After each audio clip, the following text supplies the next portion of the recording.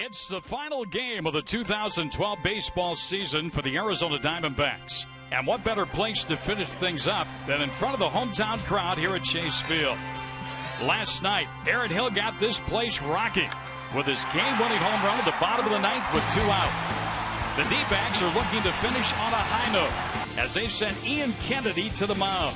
He was the opening day starter. And tonight, he looks to finish on a high note with win number 16.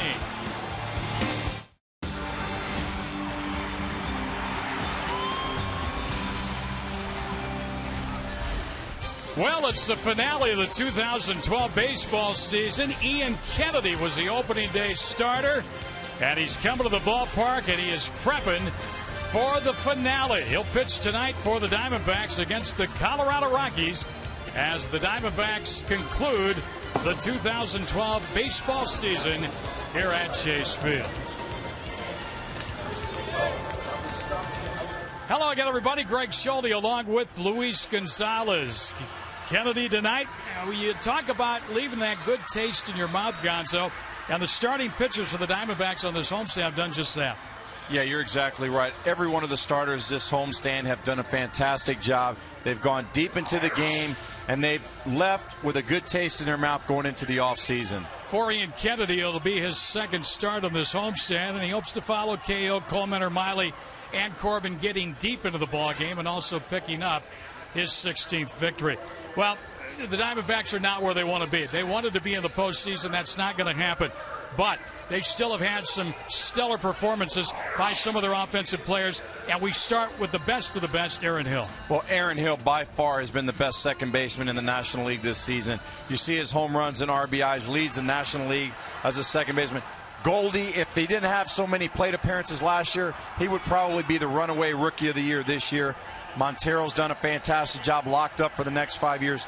Kubel this year, first year, brought in 30 homers, 30-plus doubles, and Justin Upton leading the league in runs scored. It's been a great season for these Diamondbacks. So the Diamondbacks hope to conclude here, finishing 2 over 500.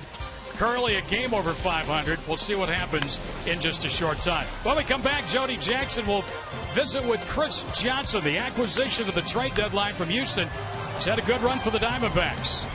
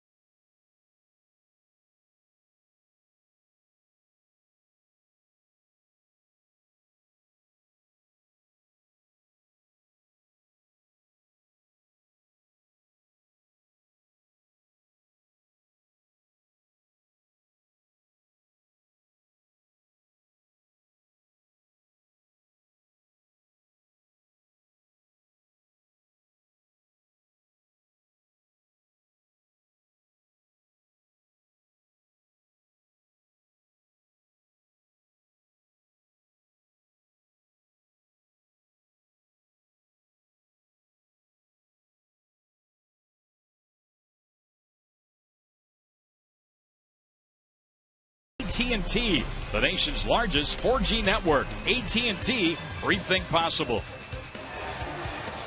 And welcome back. The Diamondbacks ablaze after the walk-off win last night in game number 161. But here it is, the final game, 162 of the 2012 season. Jody Jackson with you, and we're talking about a lot of the players that could make a great impact in 2013. The Diamondbacks went out and traded for Chris Johnson to shore up their third base position.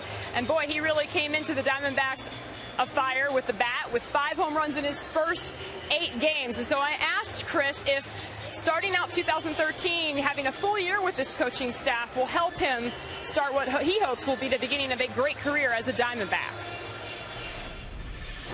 It's been fun. Moving over to a new team is always tough. It was my first time going through it.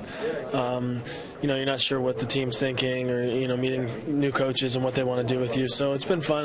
We'll probably get some more dialogue in this off season based on what I need to work on, and try to get a whole season with these coaches next year. I'm looking forward to that. Third base was a little bit of, Ryan obviously held it down pretty well last year and the production that he had, but this year the reason why they went out and got you obviously was to try to shore that up. Do you feel like you can be the guy that can lock that spot down for this team? Yeah, I think so. That's my goal. My goal is to play every day here, be a third baseman every single day, and play there every day. So, that's what I'm working towards, and hopefully I showed a little bit what I can do this year, and roll into next year and get that job.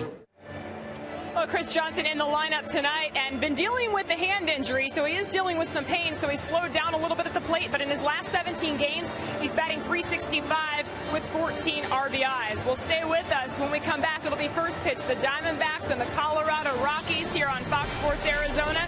It is the season finale for these Diamondbacks, and they're hoping to go out on top over 500, one game over with a win.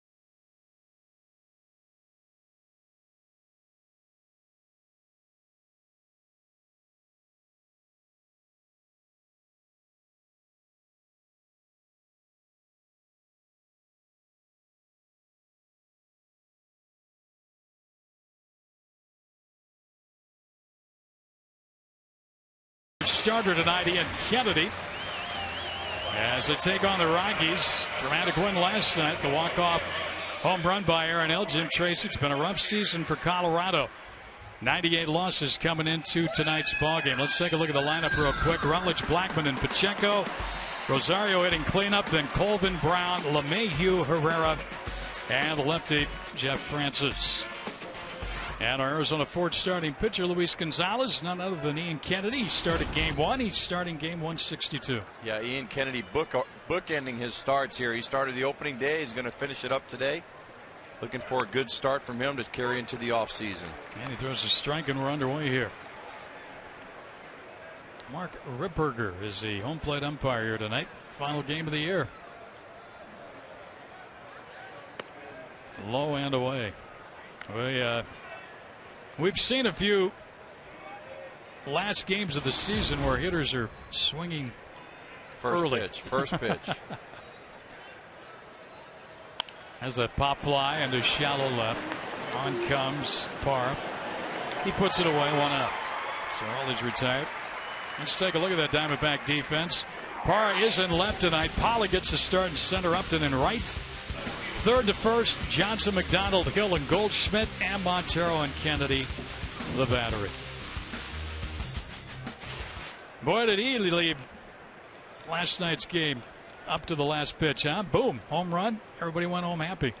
Yeah, he did it in a hurry. He didn't sit around waiting for too many pitches. Got that first one.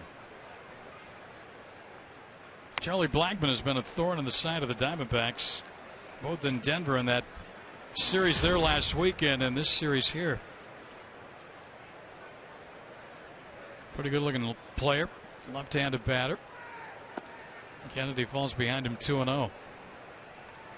Yeah, they've gotten to take a look at some pretty good players here. Unfortunately, when those veteran guys come back, because they're locked up with so many high dollar contracts, they're not going to be up here in the big leagues. Swing and a miss. Next ball game for the Diamondbacks here at Chase Field will be Monday, April 1st, 2013. They'll take on the St. Louis Cardinals in the opener. Already, huh? Yep. April 1st, April Fool's Day. Swing and a miss. Strike two. He's got that uppercut swing. We've talked about Blackmon a little bit before. He's got a little bit of a look of Steve Finley. Facially, too. Yeah. Young Finn.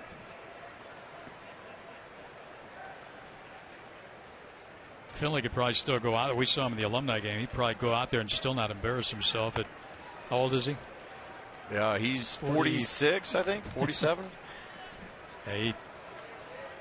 There you go. There's a fan there. 180 days till opening day again. There you go. You got to like that thought. Well, what an exciting year next year is going to be with the schedule. Yeah. Swing and a miss. Kennedy gets a strikeout. We'll be playing interleague baseball here in September next year. I think Baltimore or Toronto's in town. The Diamondbacks are going to be playing the Yankees, Boston. Who else in the interleague? I know they go to New York. I know they go to Boston. I know they go to Tampa Bay. And I believe Baltimore and Boston are here. Texas. They've got home and home with Texas, including a doubleheader on Memorial Day. That's right. Baltimore will be back. They had a good year this year. Still fighting. Yeah. Going in the last day of the season. Buck Showalter coming back. Texas not feeling too good right now. Right? No. Gosh, what a bad way to end that. They're still in, but we'll tell you why Texas has got a little dilemma a little bit later on. There's a squibber foul on Pacheco, and the count is 0-2.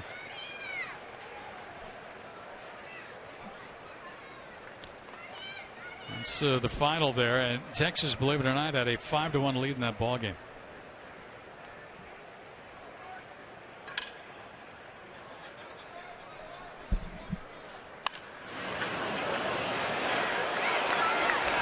And 1-2-3 here for Kennedy in the first inning. Diamondbacks will take a look at the lefty Jeff Francis when they bat to the bottom of the first.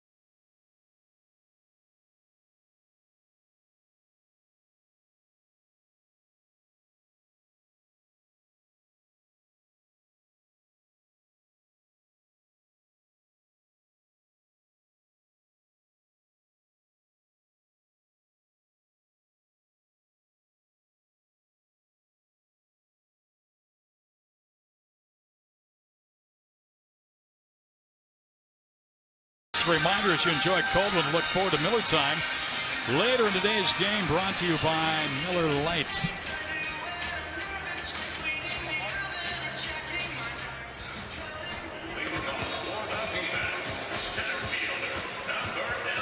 Bottom of the first inning, A.J. Pollock, Aaron Hill, Justin Upton against the Rockies lefty, Jeff Francis.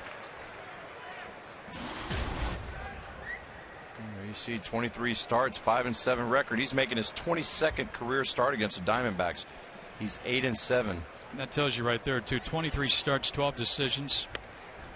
That's that 75 pitch count and out. Yeah, these guys, they come out and pull a half day and they're out of here. Spring training starts for them. 0-1 the count on Pollock. And that's basically what it is for these starters.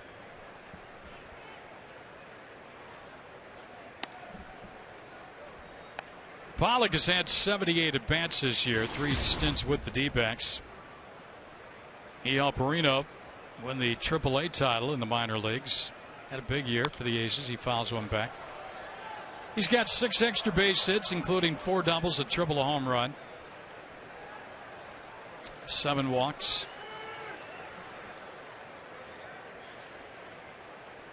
He looked very uncomfortable first time up. Settled down the second, and this third time he looks like he belongs.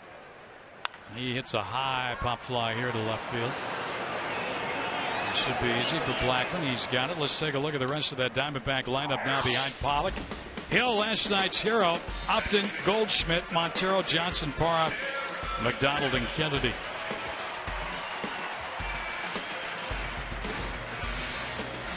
Hill last night at his 26th of the year, 85 runs batted in, 184 hits, 93 runs scored. Gonna hit over 300.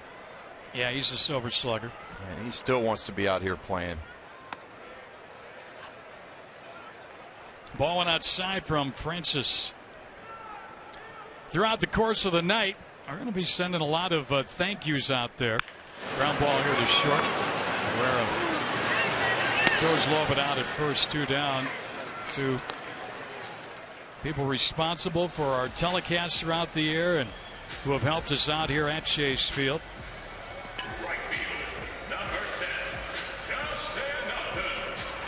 Justin Upton will be the batter now with 2 men out. And we hope to be visiting with some of the Diamondback players in the dugout over the course of the night. Their takes on the season and what lies ahead. Well, Upton has had a strong finish after a disappointing 4.5 to 5 months. And I say that in the sense that the run production just wasn't there.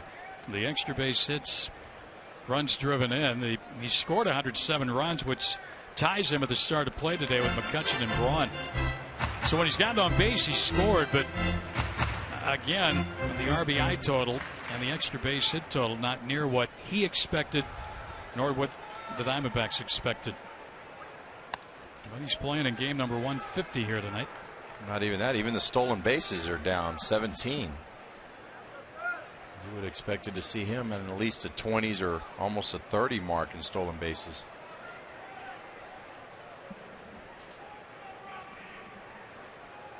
Two quick outs here for Francis. And Upton fouls one.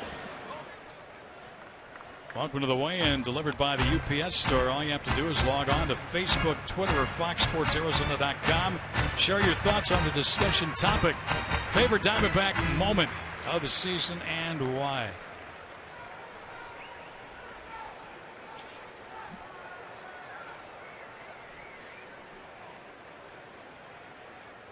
There's a little floater, and that's going to fall for a 2-out hit for Upton.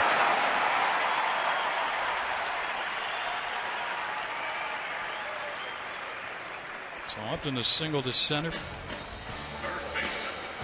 We'll get Goldschmidt to the plate, batting cleanup tonight. I still think one of my favorite moments is the second of the cycles for Aaron Hill. I mean, one's good, two's unheard of. Yeah, that's pretty exciting just to be in the ballpark and be able to witness that live, much less see it on TV. And for him to do it so abruptly and What was it, a matter of a week or 2 weeks? 11 days. 11 days. Wow. I think Paul Goldschmidt would like to get a couple of singles tonight and steal a couple of bases. What do you think? That'd be nice. Sitting on 18, he's hit 20 home runs. And he'd like to get a batting average up to 290. He's at 288.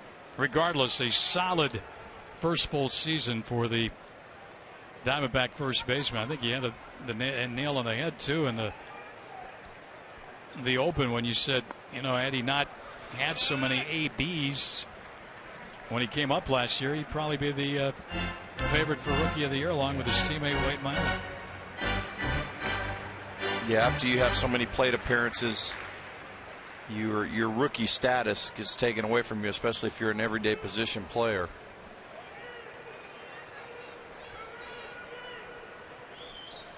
One and one, a 2-out hit by Upton. Base runner here on the first. And a high chopper to short. The runner's going to have to be quick with it to throw. That boy. And that'll retire the side. No runs ahead, a man left after 1-0 score.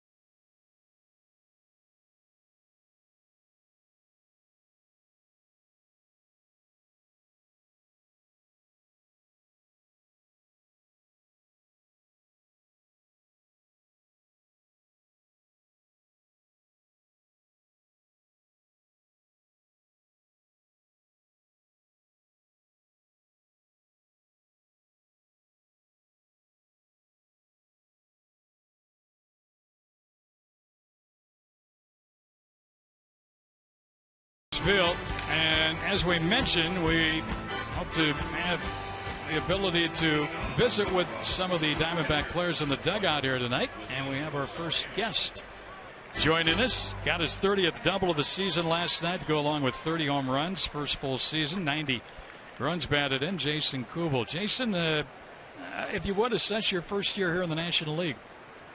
It started off well in the last couple of months. Something happened, didn't feel right, but I had a lot of fun out here. It's a great team. It's going to be a lot better. We could have done a lot better, but I expect we'll do that next year. It's funny that there was a lot of talk about, well, how's Jason going to do defensively? You've been great out there in left field. I think the more you play, that's coming right back up here just below our booth. But I think the more steady reps you get, and you got that this year with the Diamondbacks, you look comfortable out there. Did you enjoy it? Yeah, I did. I enjoyed it a lot. I was comfortable from day one, and that's something I've never questioned. My defensive abilities and all that stuff, and the coaching staff, the team here, they expected the same, and it's just about getting out there and getting a chance to play. What sold you on wanting to come to Phoenix, play for the Diamondbacks? It's a lot of things. I enjoyed watching them last year. We played here 3 games last year, got swept, and great looking team. I like that. I liked what I saw. Had the opportunity to talk to them, and as soon as that happened, it all went very quick. Well, Jason, now in your first year here, what's the difference between playing here at Chase Field and having to play over at Target Field when you played for the Twins? Well, Target Field, if you hit a ball up in the air anywhere in the middle of the field, it just hangs up, and it doesn't even turn into a hit. He just runs under it and catches it. Here the ball just fly a little better. You can hit all over the field, and you know, that helps out a lot. It's great park. You know, the batter's eye is great. Everything, you can see the ball well everywhere. It's just a great place to play. And now you got to admit, the Lucha Libre, the masks were fun, but some of the fans took it to a new level with the Cuba Libre guys. You had to love that. Oh yeah, it was great. It took a while to get a lot of support out there, and as soon as they did, and you know, it caught on, and it was fun. They've been cheering me on every day now, and it's been a lot of fun talking to them, taking pictures with them, and every time a family member comes in to watch some games, they all go down and take pictures with them, so it's pretty cool. Now, going into the off season this year, what is it that you think you need to work on to come back prepared for next season? Just figure out what happened with timing wise, you know, from hitting, and get that taken care of. And do you have an idea? I have an idea, and I felt, I mean, lately, the last couple of weeks, I've been feeling pretty good about it. So I know what to fix, and I'll just be ready to put it all together next year for a full year. Well, still some really impressive numbers: 30 doubles, 30 home runs, 90 runs batted in. First year in a new league. I mean, you know, you have to learn all the new pitches and everything. So, hey, thanks for being with us. We appreciate it. Have a good offseason. We'll see you in the spring. Thank you, guys. Take care, Jason. All right, Jason Kubel. The Rockies go down in order here in the second.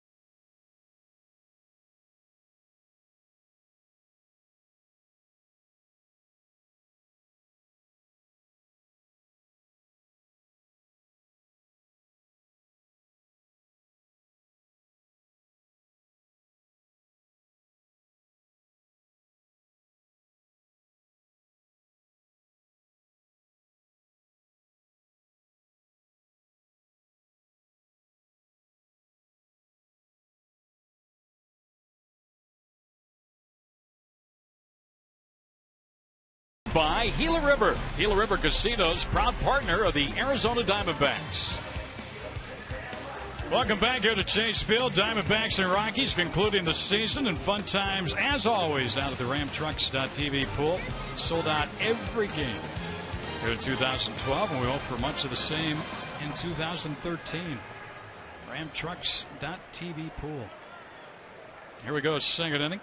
Montero, Johnson, and Parra against the lefty Jeff Francis. And we want to send along our thanks for all the help.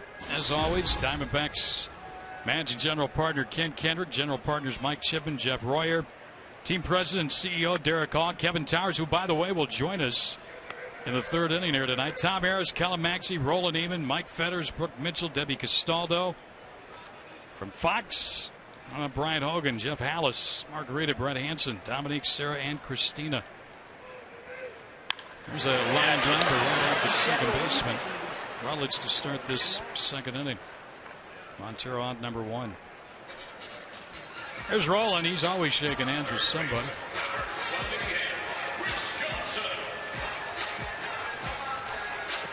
Every time a Diamondbacks player hits a home run this season, Full Gnomes will donate $150 to the Central Arizona Mountain Rescue Association. Not that we're trying to talk Chris Johnson into his first home run here, But I think he would enjoy doing that. He had 7 for the Diamondbacks, all on the road. Outside ball 1. Or inside, excuse me. Outside, inside, it was a ball, okay? Well, he's a great young kid. Good body, good size on him. Very durable to play third base. That's a base hit. And CJ with the Diamondbacks' second hit of the night. Now Parra.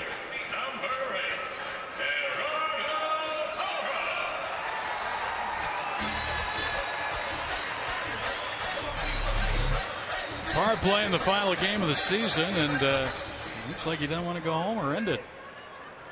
Johnny Mac trying to console him a little bit. Aaron Hill going to give him a big hug. Brotherly love. Either that or he was trying to get some of those hits off Aaron Hill rubbed up on him. Ball 1 misses inside. Well, he also pulled off the Phantom. Curtain call. Yeah. No telling with G. Gerardo. But he really enjoys playing the game. As do all these guys. And it's always tough, that final game of the year. You stop and you think these guys are with each other more than their families over the course of a baseball season. 1-1. Yeah, they really are. And then after this game is over, a lot of those guys go back home, take about a couple weeks or a month off, and then start preparing for the following season. And then there's a lot of question marks. They start wondering, am I going to be back with the Diamondbacks? Am I going to get traded? Some of these guys are free agents. Well, where are they going to end up? You don't know what uniform you're going to be wearing next year. Ball and a strike on Parra.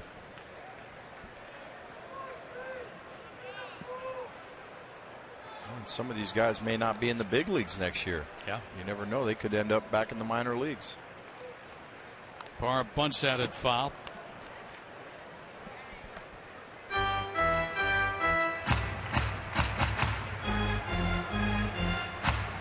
Stay tuned later in the game for a sneak peek at Liam Neeson's new action film, Taken 2.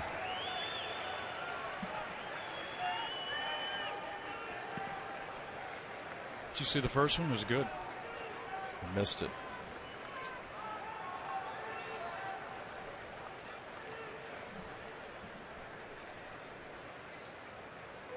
Parra reaches out and slaps it foul. How about Parra's big hit last night with 2 out? 0-2 pitch. 0-2, slapped it the other way. Kept it going. Nice hit to left field. He got Hill to the plate, and then he hit the game winner.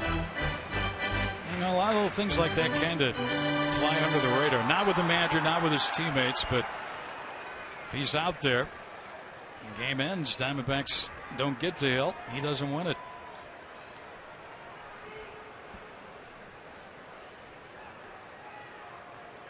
Swing and he missed. Struck him out. And that's out number 2. Well, he got him on a slow breaking ball. Francis has a good changeup, good curveball, and there's a curveball that he used mostly to a left-handed hitter. There's Johnny Mac. John McDowell had a two-run homer last night in the 7th inning. Some more thanks going out. Broadcasting here with the Diamondbacks, Scott Geyer, Leslie Farrell, Rob Weinheimer, Steve Silvertooth, Noah Berlin, Bobby Freeman, Josh DeFabio, Steve Miller, Alyssa Ebnett, Leo Gilmartin. Facilities, Russ Amaral, Jim Hawkins, Sean McGuire, Jim White. Our PR group, Josh Rawitch, Casey Wilcox, Pat O'Connell, Jim Myers, Katie Krause, Amber Harding, Rachel Verbitz. Baseball ops, Mike Bell, Ray Montgomery, Q, Quentin McCracken, all the minor league staffs and the coaches. What a year they had, huh? Wow. And again, he picked off. The throw down to second, and he got in there. Bad throw by Pacheco. See, that's where we've really come to appreciate Goldschmidt. Plays like that, when he turns the double play, it's always like he gets himself that good look at second. Yeah, he gets his feet set. There you see, throwing it off the line. How about Chris Johnson? He goes from getting picked off to getting a stolen base. Well, Johnson did the right thing. He ran on the inside, but Pacheco's got to catch that ball. He's got to come up to get it. So by the time he catches and turns his body to field it to throw to second base, he's got a clear line towards the bag at second.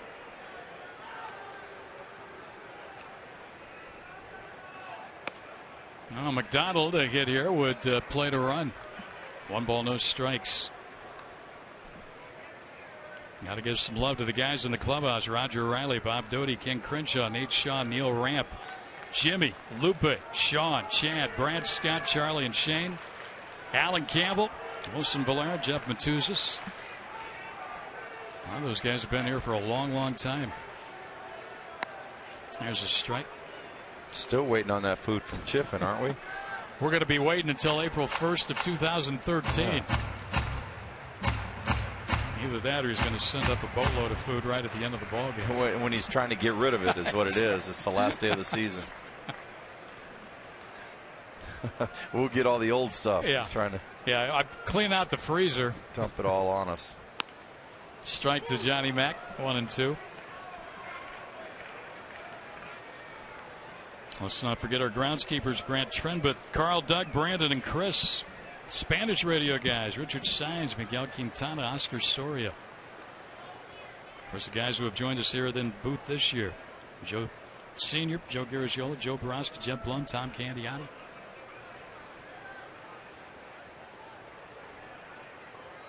And a ground foul. Johnny Mack doesn't look like he's got a real good reader on Francis, does he? No, he really doesn't. He's way out in front.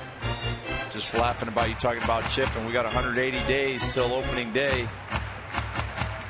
They start running up those extra razors and shaving cream and stuff. Then we're really going to start to worry. Deodorant. Those guys will start packing up now and getting ready for spring training. That's what's so nice about having a spring training site just down the block. Well, and again, baseball's ending here at Chase Field, but Gonzo and I have told you there's still a lot of great baseball going on here in the Valley with the Arizona Fall League. Yeah, those are some great young players out there. A lot of good prospects. You can see them Salt River Field. That's where Manny's going to manage, Matt Williams. And you'll see some of our great young prospects there.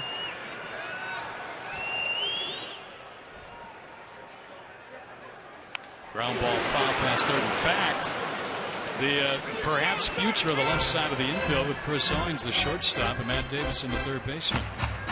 We're playing on that Salt Rivers team. Heck, our first spring training game is going to be February 23rd at Salt River. Right around the corner. Against this very own Rockies team. Surprise, surprise, right? Well, if you haven't been out to that facility in the first 2 years, make it a point in 2013. Spectacular. You're right up next to the players. And it's a lot of fun, a lot of access. They're really, you think they're accessible here during the season. Yeah. Spring training is just unbelievable. Yeah, and exactly, you know, the way they built that complex, it's for the fans, and they want the fans and the players to be up close and personal. These young kids have the opportunity to walk right next to their favorite major league players when they go out there in spring training. They come out early, watch them work out on the back fields, and get autographs. I've seen players let them carry their gloves and their bats. Yeah, you know, almost like the Green Bay Packers used to do. You know, ride their bikes in training camp. But it's really, it's a good time for all, but the kids really, really have a good time in the spring. And so do the players. They're getting back into the swing of things, getting ready for the regular season. 2-2 count here. And a little floater foul. Johnny Mack's put a pretty good at bat here on. This will be the 10th pitch against Francis. I think Johnny Mack has a how many pitches you can see in a season clause in his contract. Something kicks over. He's 2 for 4 against Francis in his career. Now Rosario and Francis will talk it over. A couple of security guys we want to mention also, Lou and Jerry. Now let's not forget The team shot. How about Cactus Corn? Cactus Corn, yeah. Give them a shot out, and the Levies, and especially Peggy Fritz. There's that team shot.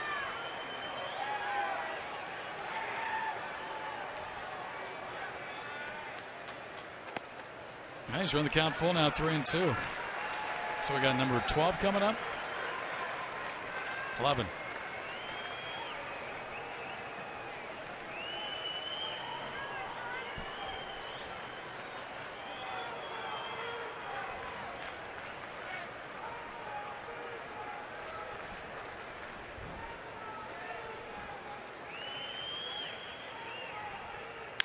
Ground ball to short. And the runner will throw out McDonald to win the inning. No runs a hit. Kevin Towers will join us in the top of the third. No score.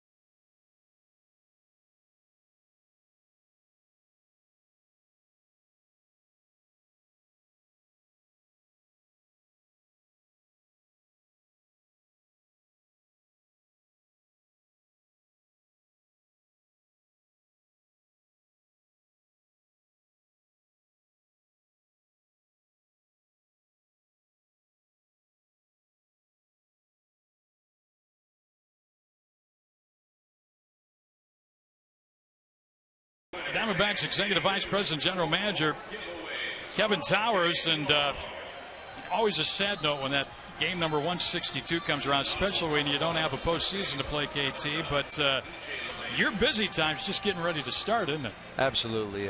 Watched the celebration in Oakland here before our game, and wish that could be us. But you know, my busy season starts tomorrow. We had meetings the last 2 days, kind of doing reviews of the minor leagues and the major leagues and what our target teams are in the way of trade partners and what our needs are. So I'm looking forward to it. Yeah, you know, it's kind of funny. We've been talking, it seems like, for months now. 4 games over 500, 6 games below 500, 25 times at 500. It's been an average year.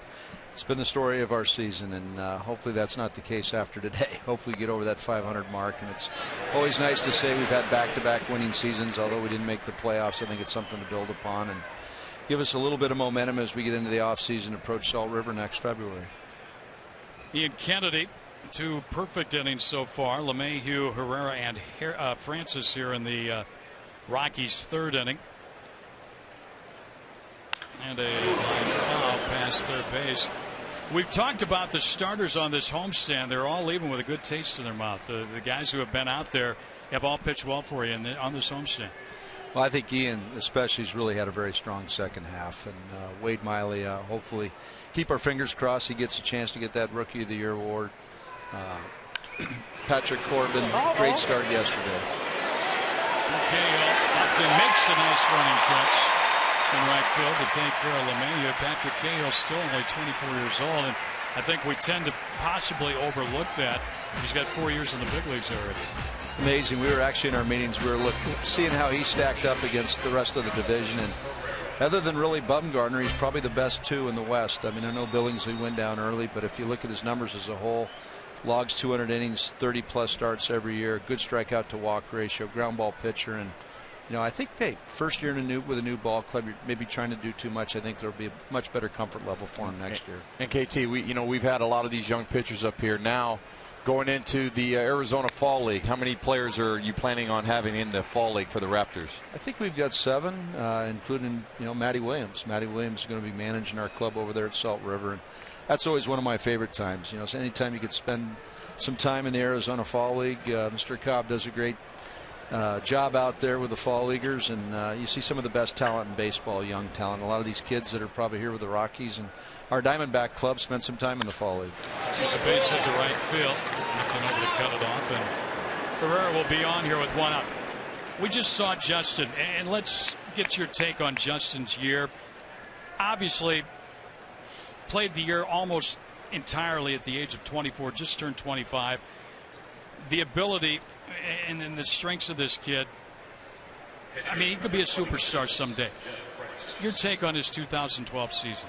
Well, I don't think any of us are going to really know the impact that the bad thumb had on his game early in the season, the middle of the season. He's had finishing strong with a very good September, and that's what you always look for your players, is to finish strong.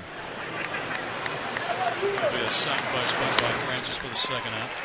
People always tend to look at the power numbers and the RBI numbers and saying it was a poor season. I think pitch recognition, plate discipline, walks, leading the National League in runs scored, there's still a lot of good things that Justin's done for us, and he's still a baby, and I think if you asked my peers and you asked the scouts that are out here watching this guy, he's a guy that a lot of people still like and think there's tremendous upside. And I guess if we looked at the strength of the Diamondbacks, I mean, if you were to put together a deal and maybe try and strengthen another position, maybe a shortstop at third base, you have an abundance of outfielders, some good talented outfielders out there. And we like all of them. That's a tough thing, you got to find playing time for them. And we got one to my right over here too, and Gonzo, that probably still thinks he can play. But there's going to be some tough decisions that we're going to have to make this winter, and to create playing time for at least 3 of them, on a regular basis. And hopefully, if we end up moving 1 or we're moving 2. And we're able to fill some other needs that we have with our ball club. KT, all the minor leagues this year, which one was most impressive to you with the 3 championships? Wow. I was there in Durham, when our AAA Reno club won that championship there. Remarkable season for them. As many players that we've taken, when you think of Eaton, Bauer, Cahill, Skaggs, almost the majority of their ball club came to the big leagues. And credit really goes to the executive of the year for me is Mike Bell. I mean, what he was able to do to get 5 teams in, 3 win championships. Our AAA club be national champions. But you always tend to like the young players too. I think Parra's going to get that here. Pollock, he makes a little close out there, but Parra hangs on. And the inning is over. Well, again, your season starts in earnest tomorrow. Go get them. Yep.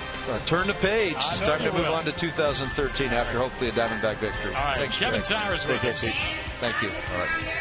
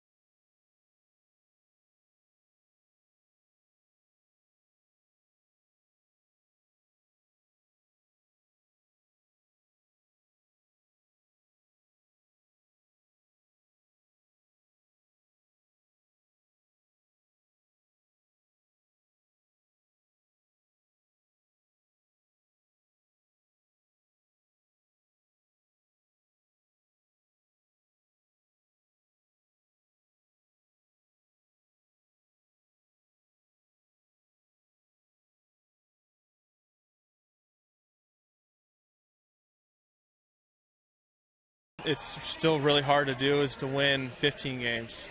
You see a lot of guys in the league that they get the 10 real quick, and getting those last 5 makes it a little harder. And it's I'll take 15 wins every year if that's the case.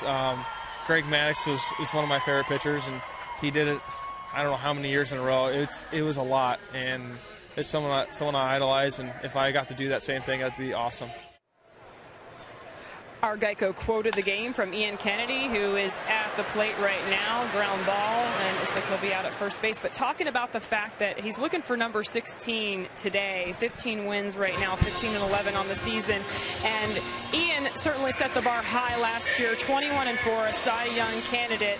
But again, doesn't diminish the fact of 15 wins this year and what he was able to do last year. Guys, we knew there were going to be great expectations for Ian Kennedy. All right, thank you, Jody. Yeah, he's still got a chance to win that 16th there. I think he and Matty were kind of exchanging glances there. Matty was trying to help him to get a good AB and put a home run on Jeff Francis. Get a little lift. I don't think the ball was carrying on that swing. So one out here. A.J. Pollock. His ball scooted by him. He'll be lucky he still has a thumb after that. That bat shattered in his hands. Pollock flied to left his first time up. He got a start in center tonight. In case you missed it last night, the Dodgers were eliminated by the San Francisco Giants, pushing the St. Louis Cardinals into the second wild card position.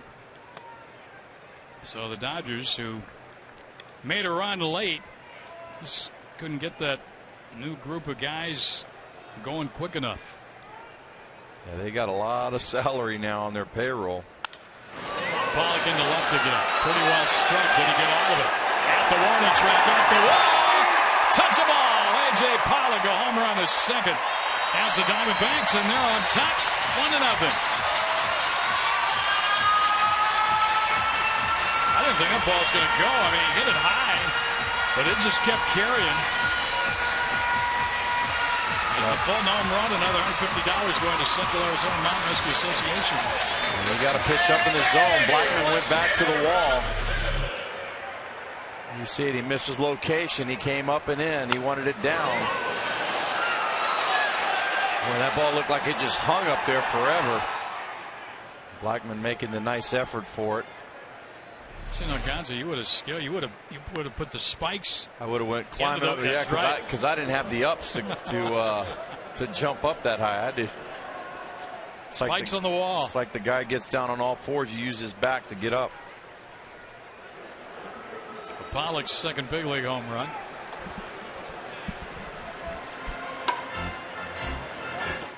And it's given Kennedy and the Diamondbacks a 1-0 lead here.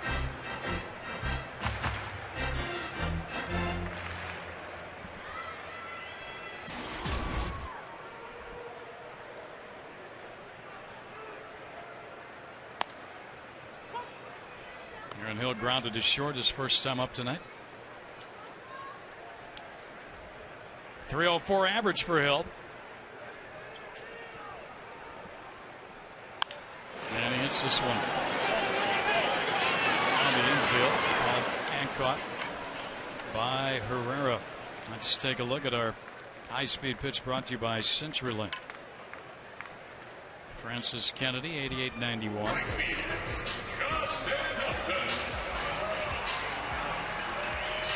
Here's Upton with 2 out.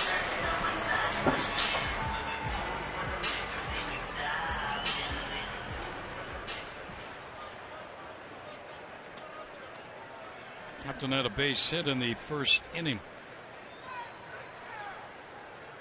And he's got another base hit here in the third inning. Right back up the middle.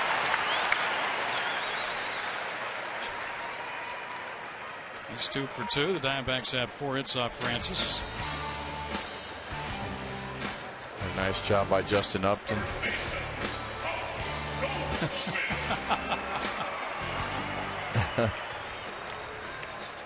Well, I hope you're taking spelling. That's probably the class he missed to come over here to the ballpark. Most kids had half a day today. Really? Yeah. Because it's the Diamondbacks' last game of the season? I think so. They moved the games up, so teachers probably said, let's just have a half day.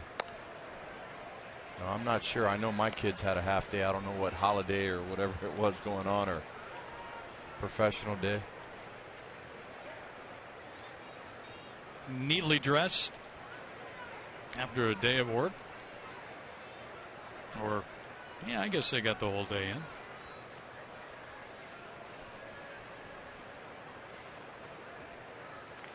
Upton takes off. Rosario's throw, but not in time. Boy, Justin got a great jump from first base. That's his 18th. Ties Goldschmidt. Boy, Justin's making a late push with his 2 hits already to try to get to 280. Sitting at 279. His 18th stolen base. He might have a shot at.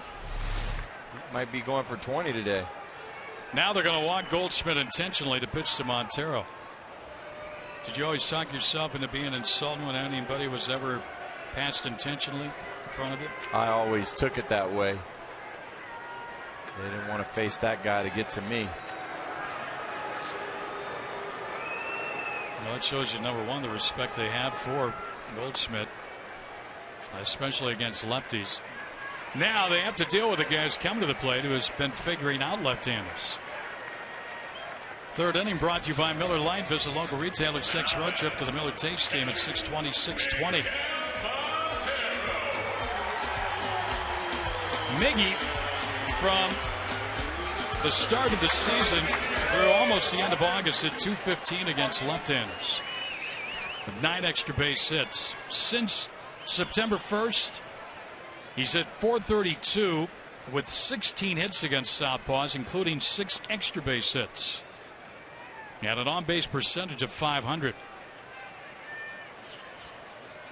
Now he has really been taking care of these lefties, which he hopes to do with Francis here. He lined out to second first time up. Nice block there by Rosario. Ball 1.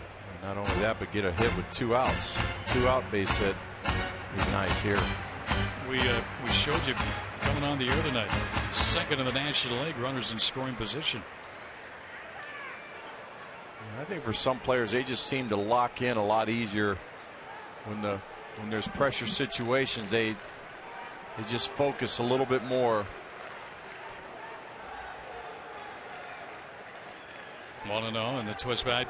Spent some time with Montero before the ball game tonight, and talking about his season, I said, you need one more hit to set a new career high. You matched it last night. He kind of looked at me a little quizzical, and I said, well, it's all the walks. He says, yeah. He says, I got a lot more walks this year. Then he said, I guarantee I won't strike out as much next year as I have this year.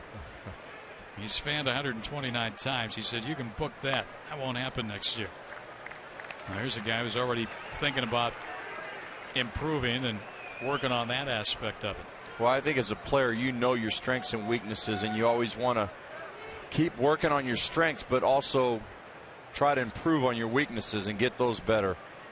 Because you know with these scouts and everybody watching, they're going to try to keep attacking your weaknesses until you show them that you can overcome them. 3-0 on Montero. Only Alan Craig of the Cardinals has a better average with runners in scoring position in the National League than Miguel Montero. And Craig's ridiculous. He's hitting .400. Montero's hitting .347. Well, does he have a green light here? I would think so. Final game of the year. Yep. Absolutely. I think you got enough trust in him to make a wise decision. He took a strike, 3-1. I think he had it, but he just didn't want to hit it.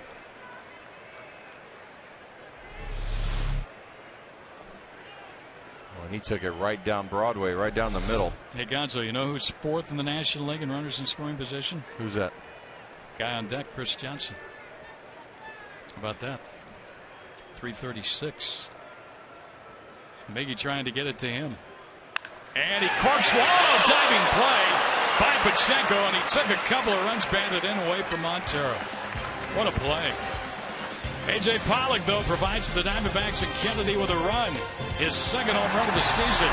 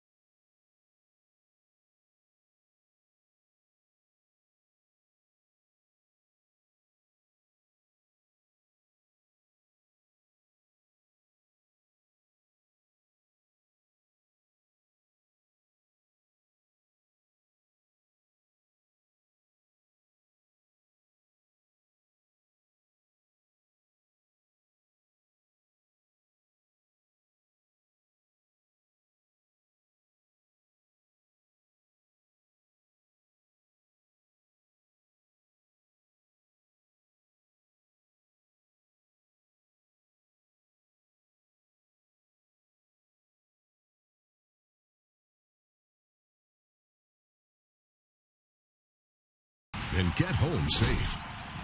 With great beer comes great responsibility.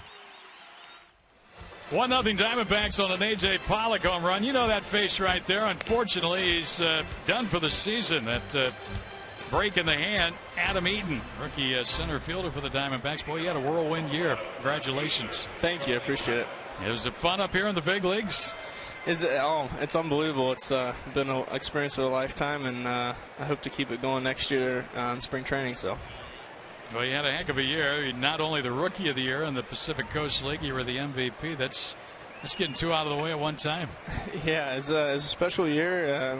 A lot of good things came together, and hard work has surely paid off this year. So it was an enjoyable year. All right, you got the nickname Spanky. How'd you get that?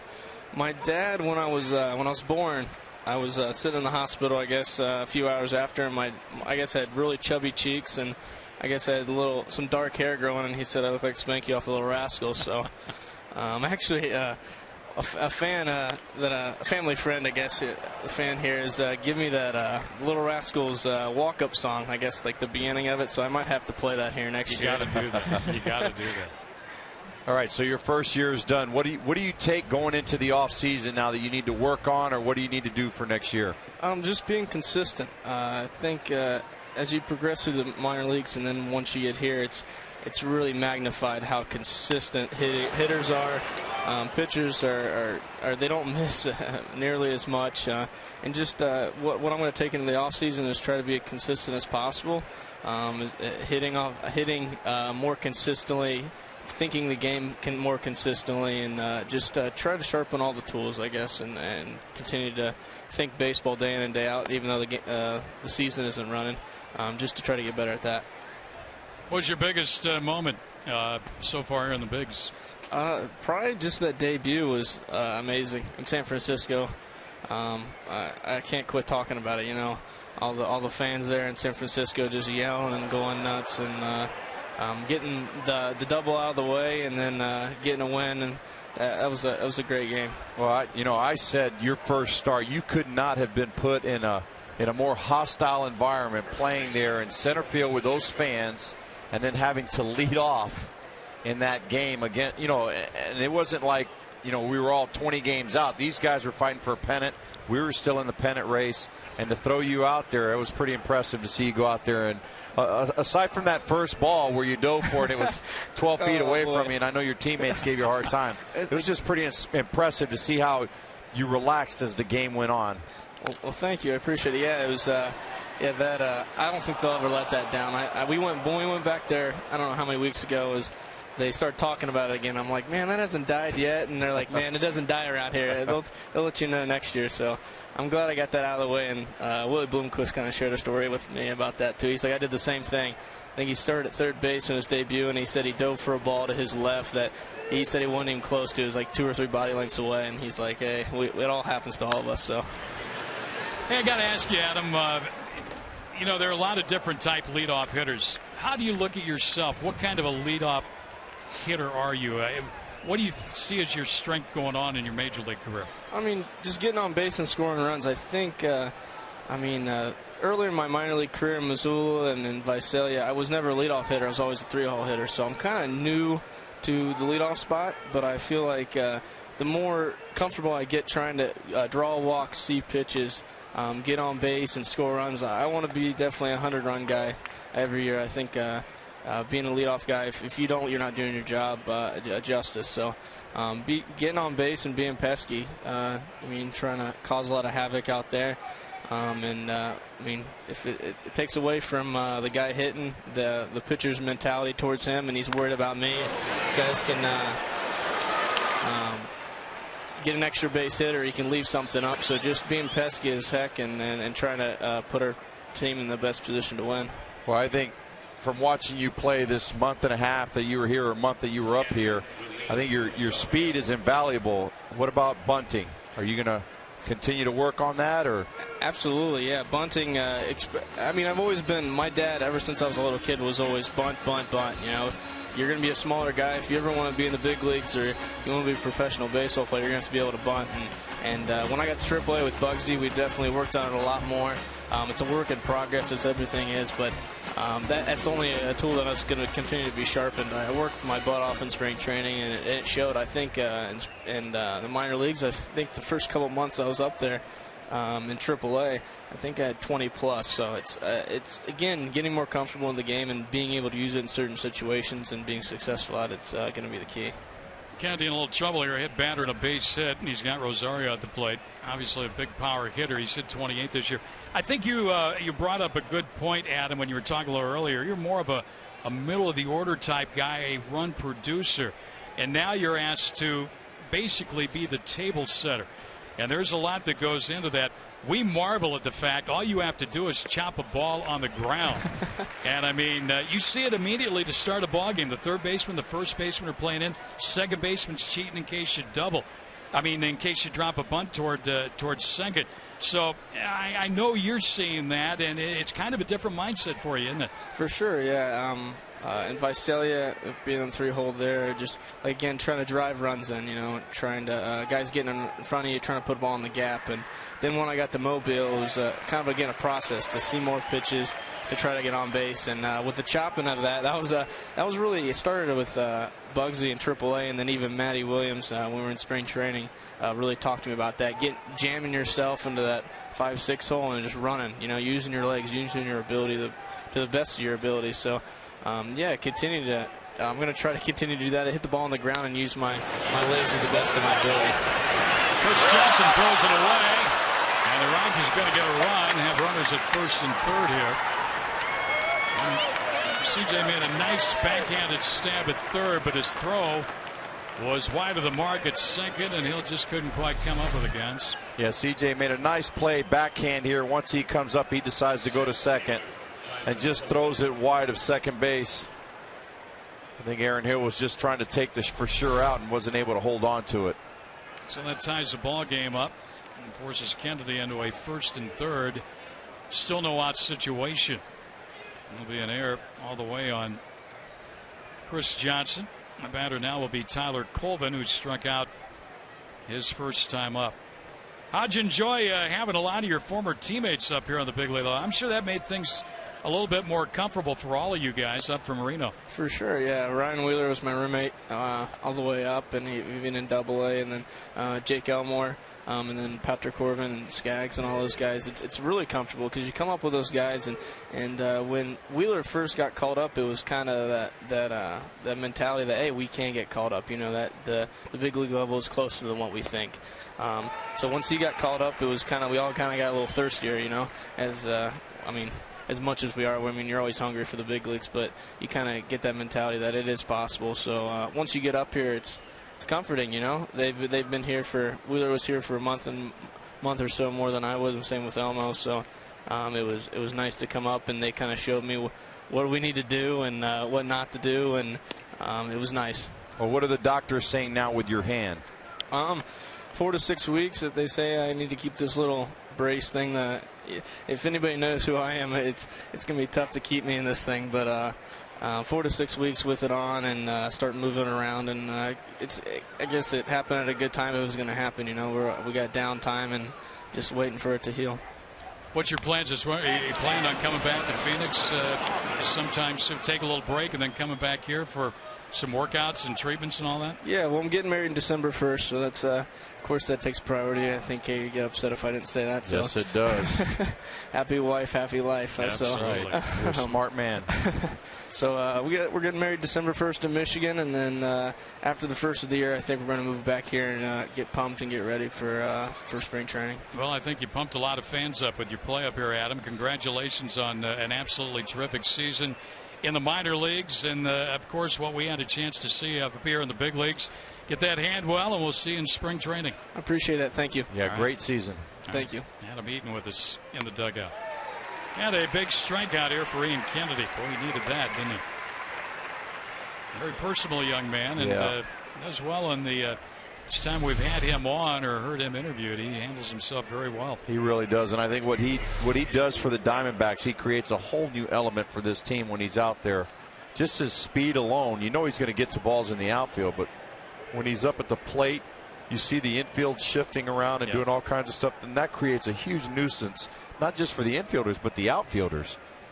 And then he gets on the base, and then you got the pitcher. He's stepping off. He's throwing over, maybe not concentrating on the hitter. Yeah, they're worried about Adam Eaton more than they are about the hitter at the plate, and then that's when you know that you're doing your job.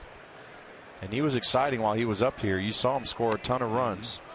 Well, you know what it was like having Tony Womack. Yeah. Leadoff guy, you were hitting third. A lot of times you were batting in the first inning. Tony's standing at third base. Get us a lot more fastballs, too. Yep. Andrew Brown fly to right field his first time up. Kenny would love a double play. By the way, the hit batter to start this inning was Ian's 14th of the year, which is most in the National League. You miss away. Ball and a strike on Brown. We have pretty much consistently seen these guys that Jim Tracy's had in his lineup over the last 7 games the two teams have played. Rutledge, Blackman, Pacheco, Rosario, Colvin, Brown, LeMahieu, and Herrera. That's the guys have been going. That's a foul ball up to first base side. All right, Gonzo, our last AT&T trivia question of the season, and it is yours and yours alone. Oh, my goodness. Okay. Here it is. 2 hitters to win the Triple Crown twice. Yastrzemski.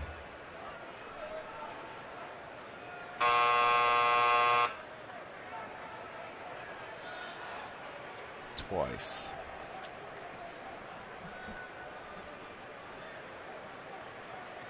How about Ted Williams?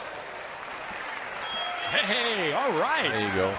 Back-to-back strikeouts for Ian. Now he's got a chance to get out of this with only the 1-run scoring. And I even got you a strikeout from Ian Kennedy right there. Wow, you're rolling here.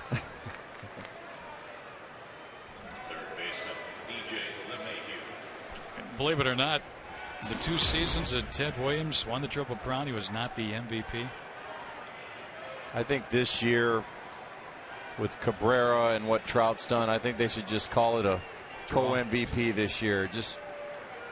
I mean, the impact that both of these guys have made, and not only for their respective teams, but for the league and the game of baseball. Look at that. That's not fair.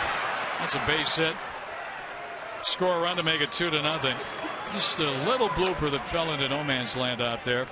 Hill and Upton, neither one could get to it. RBI single to Mayhew.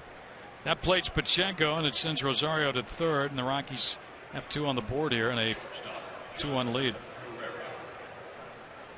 Well, Miguel Cabrera, 331 first, 44 first, RBIs 139 first. Yeah, and he's pretty much locked it up already, hasn't he?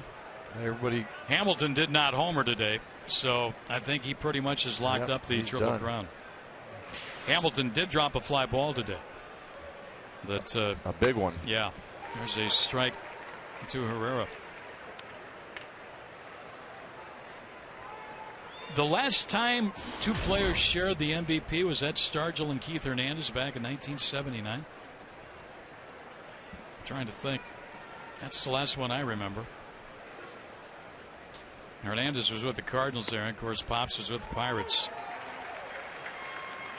I mean, that's the last time that's happened. Co-MVPs. Yeah, I guess it could possibly happen in the American League with those 2 guys, Cabrera and Trout. Trout has been lights out. And I think if it doesn't happen, there's going to be controversy either way of who wins it, who doesn't. High and outside here to Herrera, 1-2. Although Trout still has, he's the runaway for the Rookie of the Year anyway, so. That may be the most uncontested Rookie of the Year race in the history of the game. Yeah, if there's a writer who doesn't vote him first place vote, they should have their credentials taken away. Swing and a miss. Kennedy strikes out the side, but the Rockies get the lead with a pair. They'll leave a pair. 2-1. Rockies.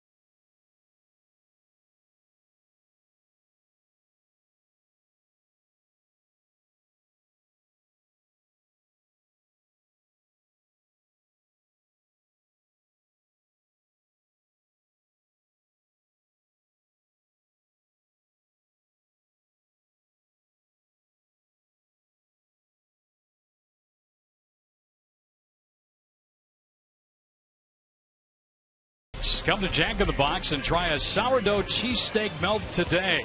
It's got all the best parts of a cheesesteak, but it's on toasty sourdough. Arizona Lottery. You can't win if you don't play. 2-1 Rockies lead the Diamondbacks. We go to the bottom of the fourth inning. Our Nissan textbook question: if you were starting a team, who would you take first? Mike Trout, American Leaguer; Bryce Harper, National Leaguer. I know where you're going. Yeah, I don't think there's any doubt in my mind. I'd take Mike Trout. He's the all-around package. But there are those fans out there that like Bryce Harper.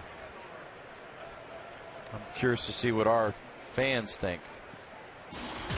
Chris Johnson leads it off here in the bottom of the fourth inning. Singled first time up, and he hits this one foul past third.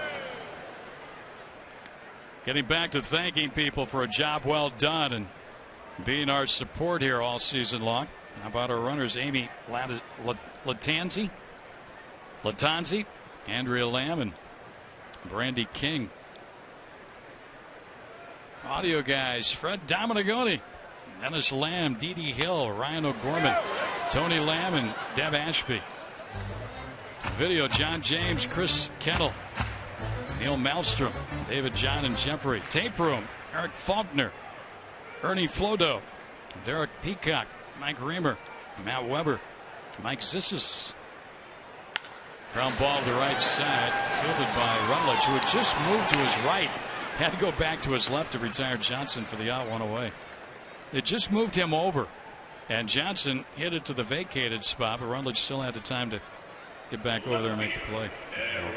He was fortunate he didn't hit it hard enough to get it by him, but kind of got a ball in, inside out. Fox Box, Nolan Lamb and Richard Raymond. Our camera operators, and boy, where would we be without them, right? Ollie Costeen, Toby Finch, Kevin Kellogg, good old Ralph Kelso, Zed Mazer, James Rincon, Corina Riggin, Mickey Wheeler, Don Shea Brown, and Jared Richardson.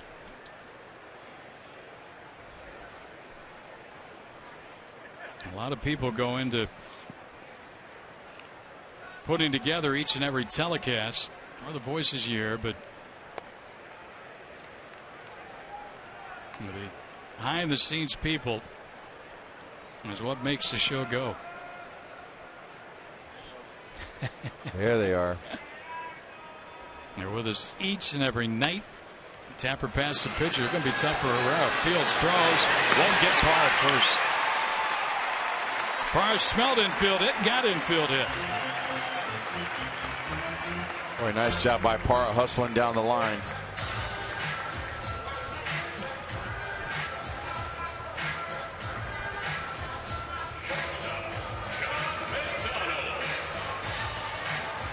Had a bit. Another one. Kevin.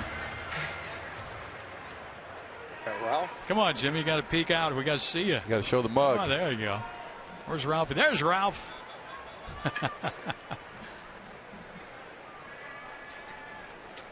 Good people, every one of them, and they take a lot of pride in their work, and it shows from night in and night out. You won't be able to see a better telecast anywhere around Major League Baseball. What these people give you night in and night out. Holly hiding out there. Yeah. Hey, she's got the high knee socks on there. Are you ready? Must be chilly where she's at. Donche's inside the camera, I think. There he is. Yep. He's watching you.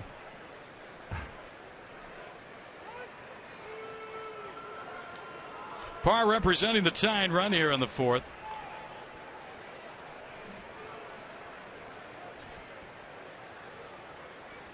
How about the trunk guys? Carl, Tom, James, Jim, and Melinda.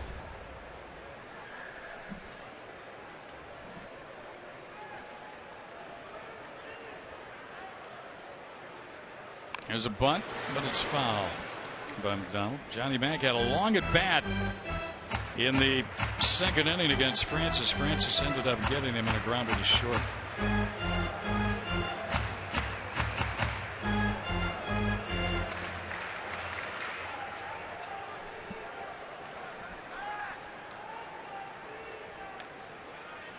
Parr an infield hit with 1 out. Diamondbacks' 5th hit of the night. They have 2 more hits than the Rockies do. The Rockies leading runs. Here's a fly ball. Gets a pretty deep left by McDonald. Back on it there was Parr, but it makes the catch shy of the wall. And Parr hits back to first. As Ian Kennedy comes to the plate. Last night, Matt Williams had a little advice about hitting Jeff Francis. So tomorrow, I know you're going to pitch well, but you got to try to hit a homer. You know? I got Francis. I know, but he's going to throw you the little fade fastball, and you need to sit back on it, get the head out there, and wrap around the foul pole. Yeah, well, you got to jump up on the dish a little bit. What do you think? You going to heed that advice? Well, it didn't work the first time because he shattered his bat. Let's see what happens here. He told him he's got to get up on the dish. That means to move closer to home plate. Ian's moving further back. Yeah.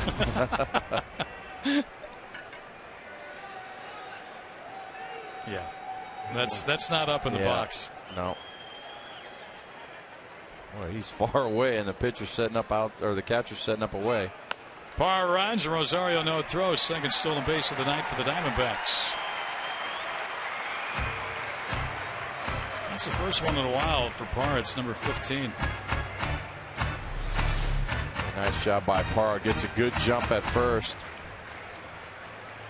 I would see if you agree with me. I think of all the things that perhaps have irritated Kirk Gibson most this year, it's probably been the running game. Base running, yeah, and I think we were one of the worst in baseball from the 7th through the 9th innings.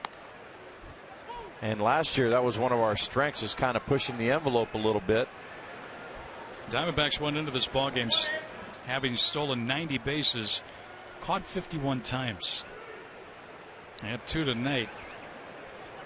Goldschmidt, one of the best base, not only stealers but base runners. Yeah, he's intelligent, and to be a good base runner, you don't necessarily have to be fast. You just have to be a smart guy and pick your spots when you're going to run and get a good jump, and that's exactly what he does. He'll be the first to tell you he's not the fastest guy on the team, but when he's running, he'll study those pitchers and try to get their timing down and their release point and different things to try to get that extra edge and advantage. I think that's what makes this game so great. You don't have to be the most talented guy or be the best athlete. If you're smart, you play the game the right way, and that gets away. That'll be another pass ball on Rosario, sending the runner Parr to third. Boy, that one just hit him square in the mid. It just popped right out. And that's the thing the Rockies really want him and need him to work on. This can't happen.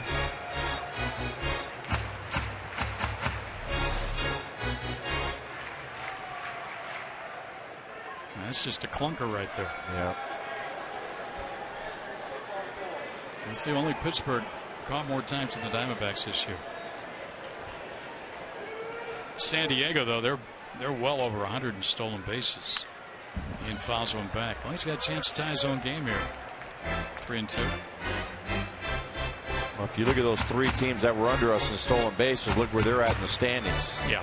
Just goes to show you how important base running is at this level.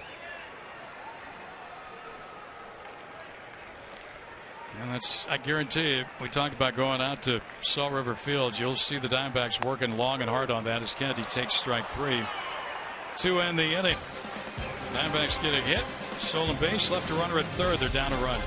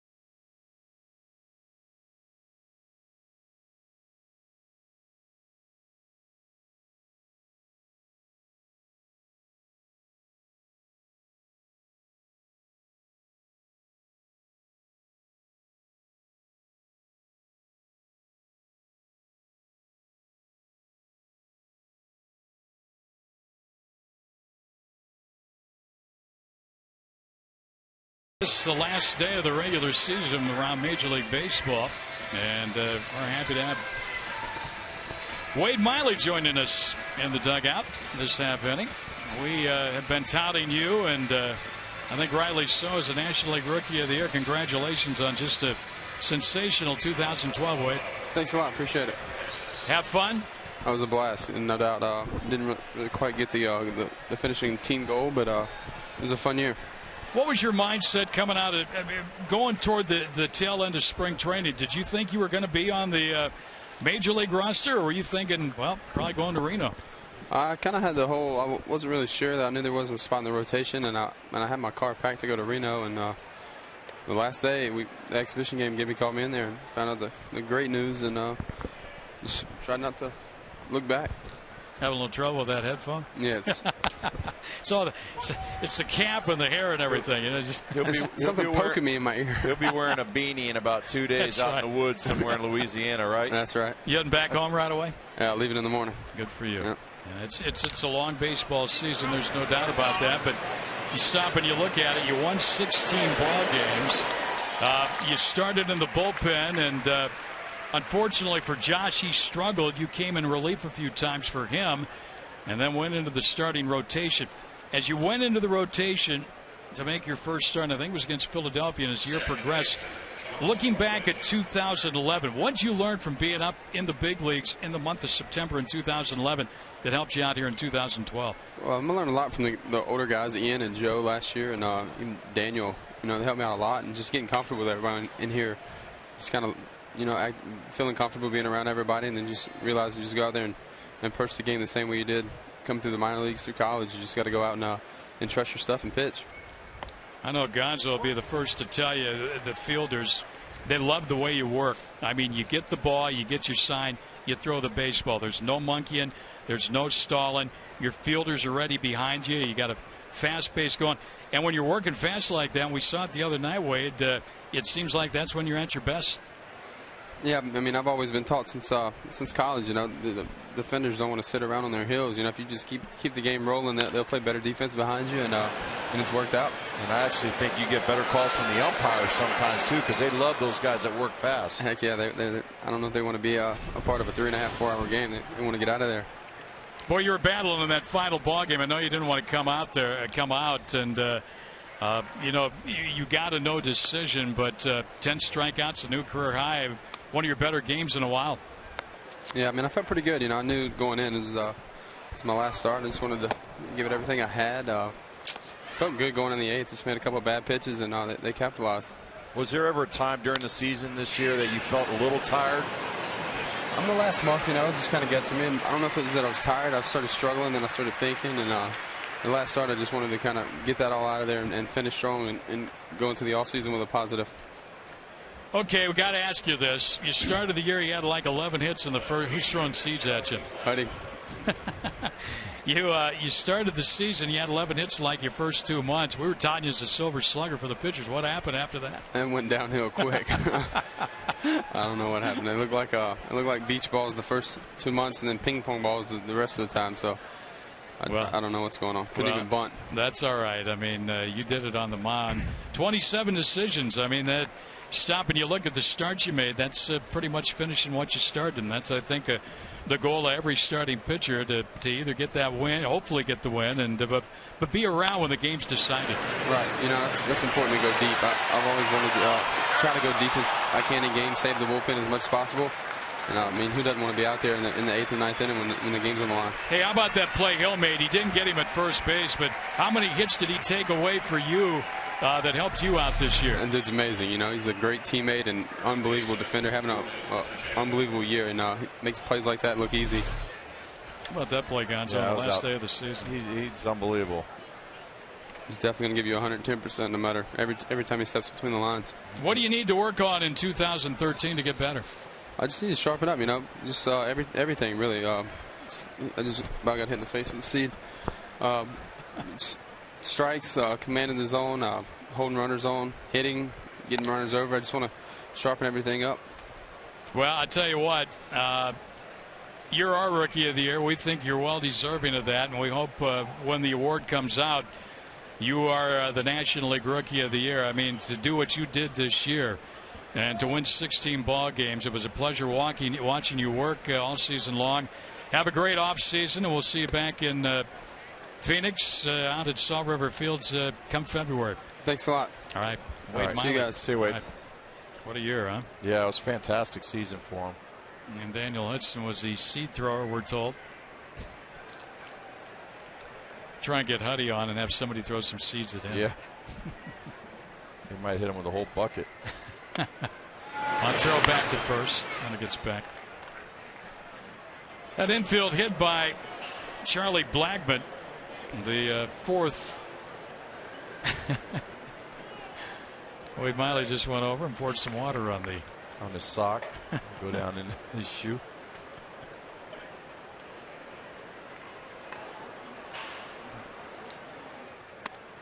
Nice pitch there. Kennedy 3-1. Well, I tell you, I was a position player, but when those pitchers get together like that, there's some crazy conversations that go on right there. Those are the starters. Smells like a campfire over there going.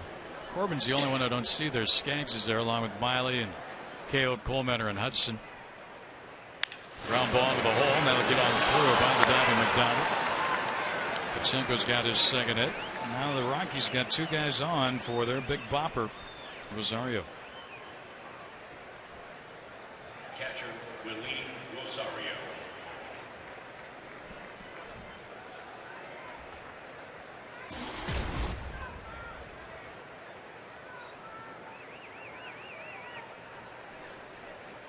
Well, Rosario 0 for 2 tonight. Still a threat at the plate. Guy on deck, Colvin's been just as tough. Although Kennedy has struck Colvin out twice tonight. Rosario has reached on an error and he is grounded to third.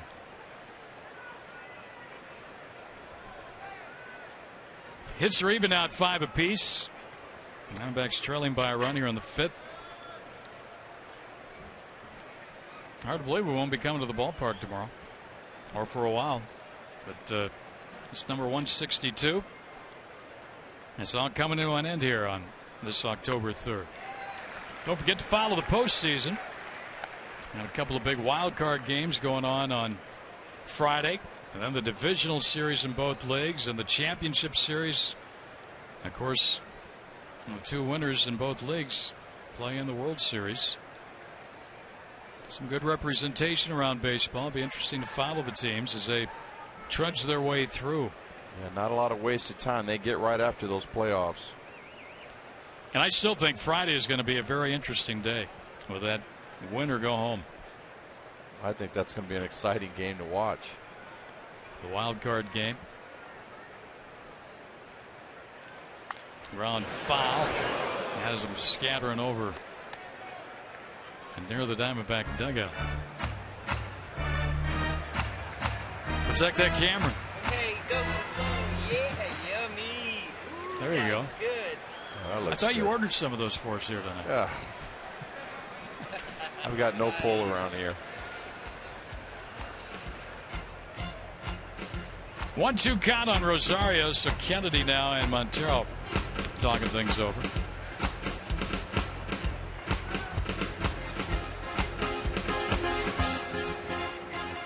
That food ship setup was good, wasn't it? Chiffin's let me down the last 3 days.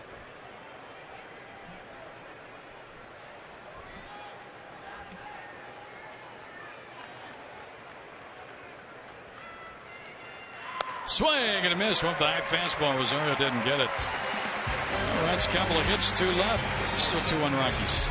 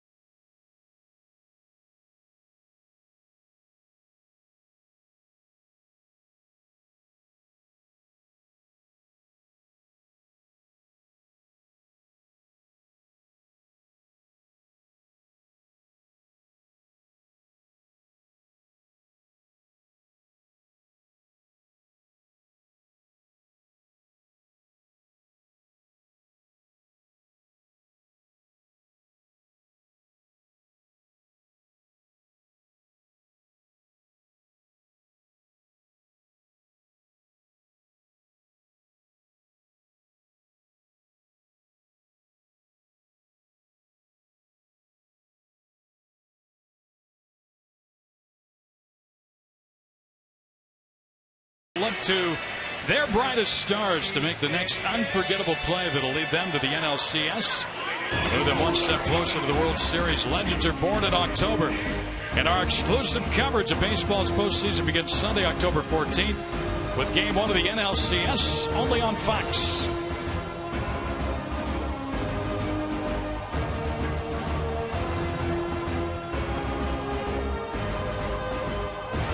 Bottom of the fifth inning.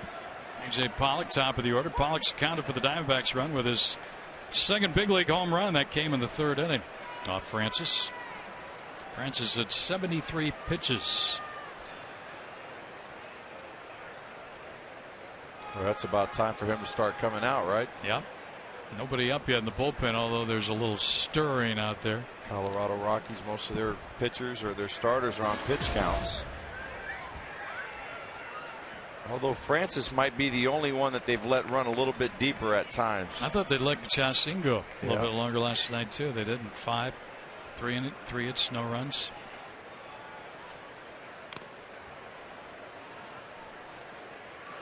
There's that stirring bullpen, or bullpen stirring, excuse me.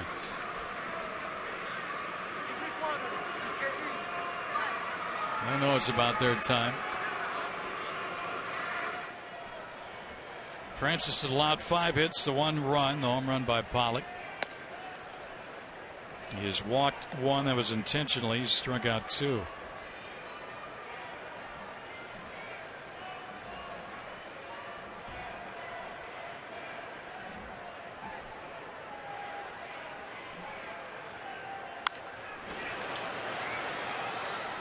Pollock fouls that one off. Is that Randy Johnson in the stand? Randy's there tonight watching the ball game. Boy, he thought we'd have got better seats than that, but got a haircut too. That's still not a bad seat right there. That's a great view. I had that my whole career.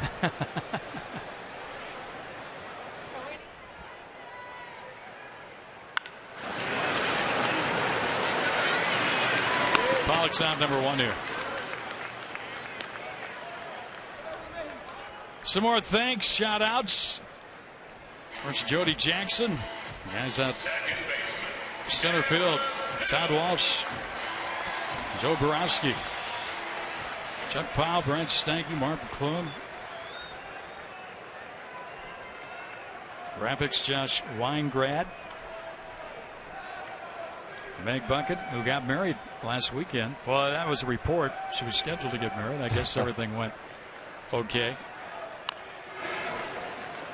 Scott Rogers, Casey Straub. Sitting to my left on graphics, Kurt Zacher, been with us for a long time now.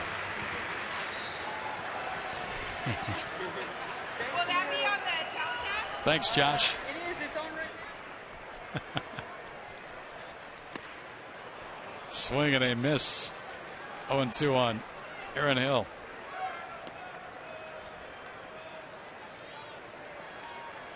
Got our pre-post producers and directors: Gregson Frampton, Kelly Otzfeld, Al Porteous, Graham Taylor, Bob Adlock, Glenn Cope, Lori Sandrock, and Seekman. Again, there are just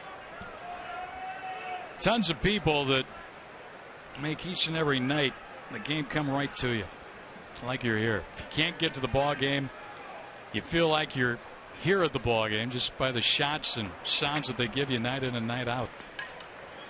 Swing and a miss. Hill's down on strikes. Aaron's 0 for 3 tonight.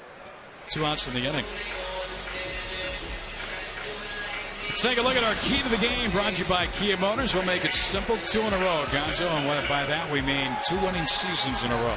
Come back, win this ball game, go 82-80. Not the record you wanted or expected, but nonetheless, win more than you lose. Put us to over 500. That Slurpee looks so good. I tell you what. Can somebody bring us something up here? I have gotten to know Mr. Luis Gonzalez pretty well with all the traveling we've done. This guy eats all the time. I got to fuel the body. We'll go out and eat dinner. We'll get back to the room. He'll order room service. Yep. He's hungry. He needs food. Believe me, my wife and kids don't get happy with me when I'm up late at night snacking in the kitchen. Well, let's see if Justin Upton can put a charge into one. He's got 2 hits tonight. He just missed on that one. He wants it. Blackman. Diamondbacks down in order. 1, 2, 3. Of course, we're going to make you hungry now, Gonzo. We're on the break. More Slurpees, popcorn, hot dogs, caramel corn.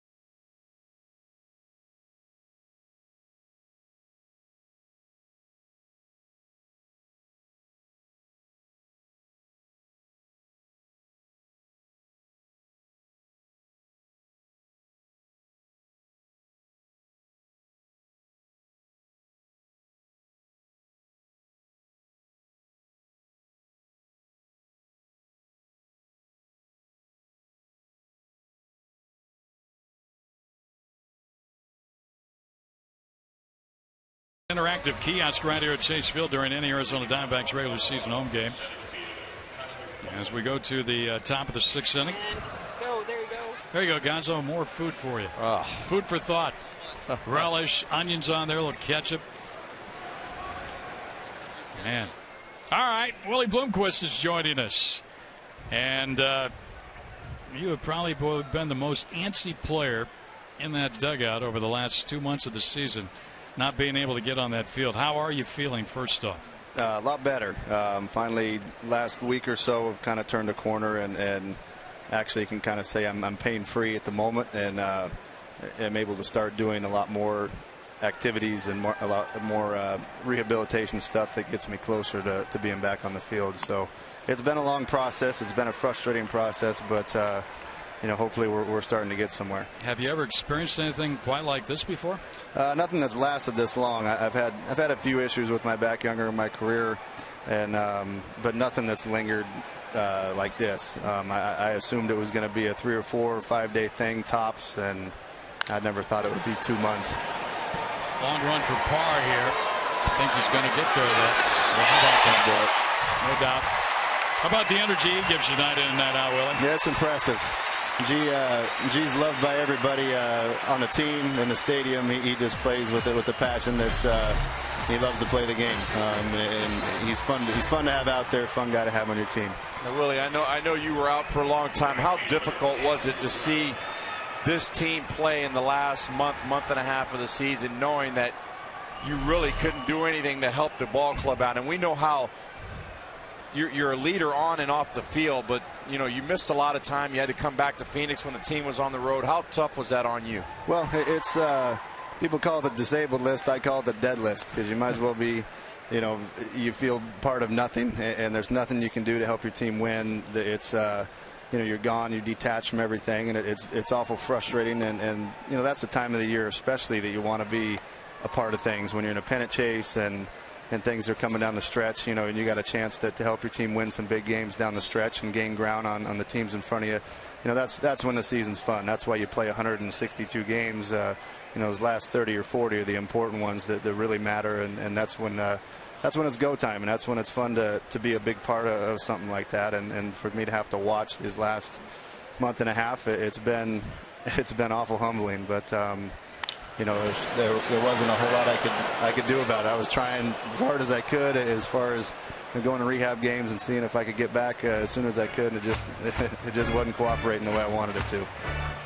What's your take on 2000? Obviously, your injury hurt a lot, the loss of Daniel Hudson, but what happened in 2012 that 2011 was so good?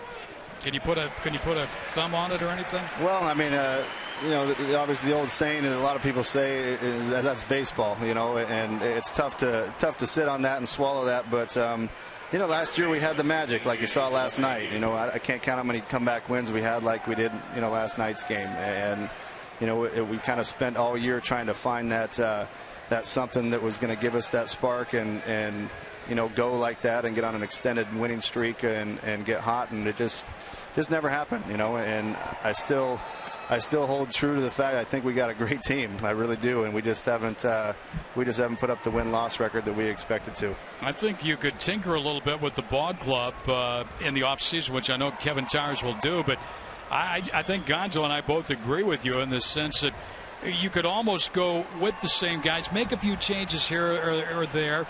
Some of the young kids now have got some experience and be back at the top of your game in 2013. Well, I've said it all along. I really like this team. I like the makeup of this team. I like where we're headed. Like I said, this year wins-loss record wasn't where we want it, but we have potential to be an extremely good team. And like you said, a couple maybe little minor tweaks here and there, and we're where we need to be, hopefully. Willie, you get ready for 2013. Get well. We'll see you in the spring. All right, guys. Thanks a lot. All right, Willie Bloomquist with us. There we go. It's coming up for you, Gonzo.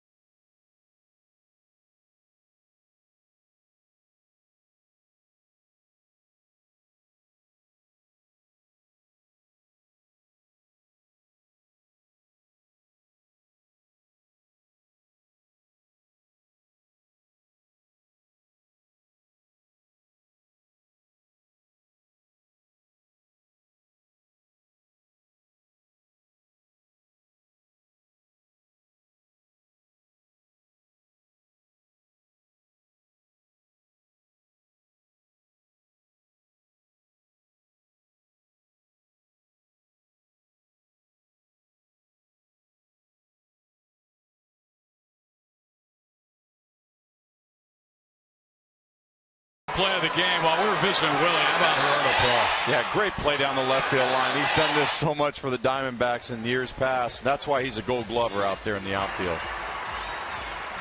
Well, we got food, Gonzo. Streets of New York came. You know what? Go figure. Streets of New York. I mean, they always come up clutch for us. It is. Here we are. Yeah. Well, it's almost 6 o'clock. It's dinner time, right? Yeah, I got to eat something. I know when I get home, my whole family's already done eating. So, where you been, Dad? Been at the ball game. Okay, we have a new pitcher. Josh Runeke comes on for Colorado here in the bottom of the 6th inning. So Jeff Francis went 5. Does qualify for a win. The Rockies can hang on. It'll be Goldschmidt, Montero, and Johnson. Anybody gets on? Parra.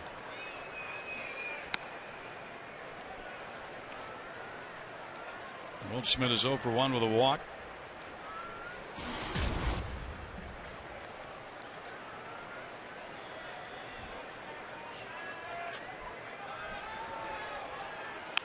And a little floater to the right. And it's swung down out there by Brown, one away. Right. I just got a text from Candiotti. He's mad next door because they didn't get any pizza. He's always mad. Don't bother with him. He goes, man, you guys are eating pizza over there.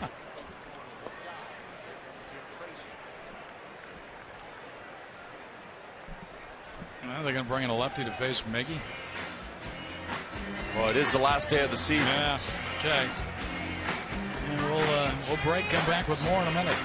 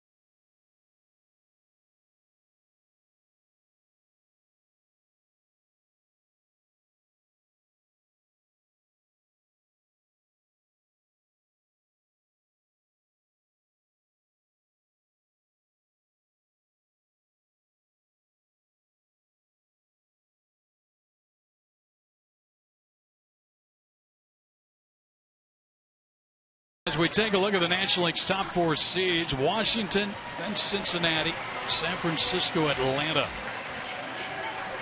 And, of course, the Cardinals are the other team in there. They will play in Atlanta on Friday. They got in last night, but the Dodgers lost their game to the Giants. But the Cardinals will have an opportunity to defend their world title. So they're back into the postseason in 2012. And that's the hardest thing to do in sports, is just to come back and defend your world championship title. Well, look at the Diamondbacks in 0-1.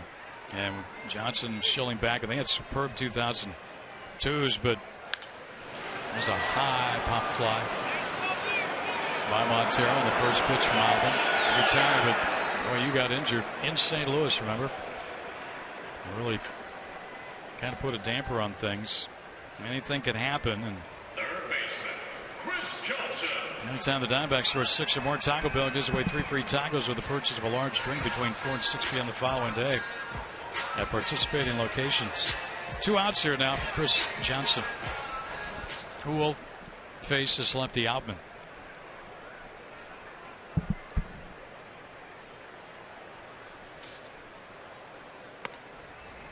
Boy, and I bet Miggy wishes he had that pitch back. He just missed it. He hit it straight up into center field.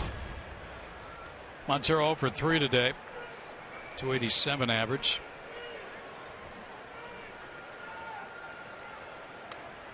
That side. Count is 2-0. I was still trying to talk Chris into that first home run here at Chase Field as a Diamondback.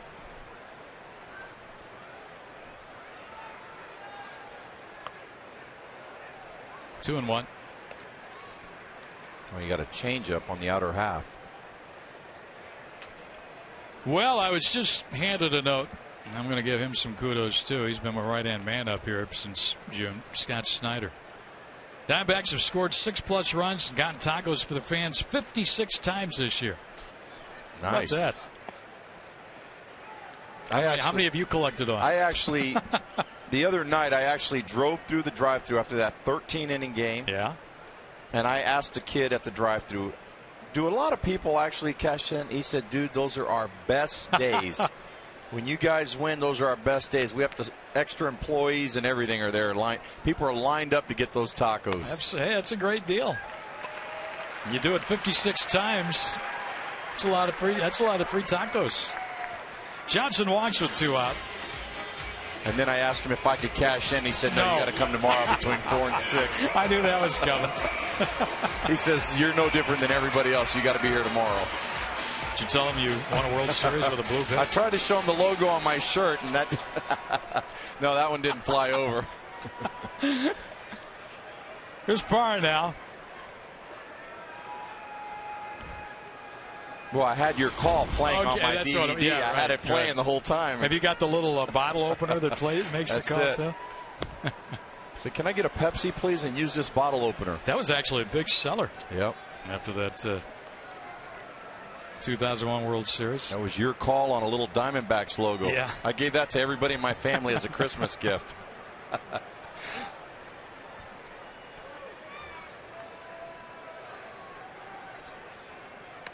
Parr takes pitch outside. Now Lindstrom is up in the Diamondbacks bullpen loosening.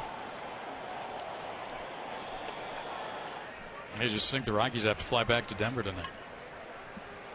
Who's got the furthest flight going back home on the how about San Diego's got to fly home from Milwaukee? Wow.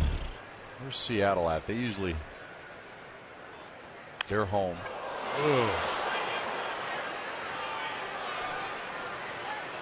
We're okay. Looks like it.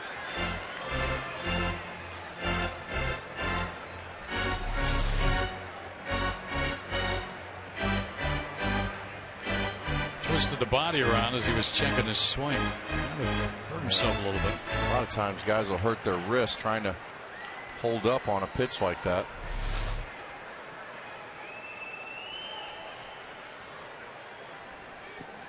I guarantee that Texas flight to Oakland wasn't a lot of fun, was it? No.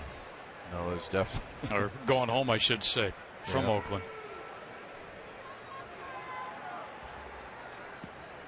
I tell you what, we can't get food from Chad Chiffen, but he could tell us his dad's watching in Jamestown, New York. Oh, good.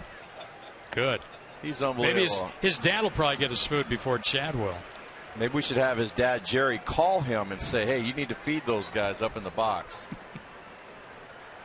I mean, he's got all the leftovers. He's got 180 days till opening day next season. How many? 180. Okay. Swing and a miss by Parr. 3-2 now. Texas, I wonder if they just stayed in Oakland and waiting out the Baltimore game in Tampa and the Yankee game in Boston. And it looks like they're going to be going to Baltimore, doesn't it? Baltimore's down 4-0, bottom of the 6th inning to Tampa. And the Yankees are winning. So if the Yankees win that ball game, then they're going to win the division. Didn't that happen to the Diamondbacks a couple We years almost ago? went to Milwaukee last year and sat. Instead, we had to go there and play. But possibility, Diamondbacks would not know exactly where they were going to play. And Roger Riley had the team plane scheduled to go to Milwaukee and sit and wait. Fly ball to left, that'll end the inning. Walk a man left will end the 7th here on the final day of the baseball season. Rockies lead 2-1.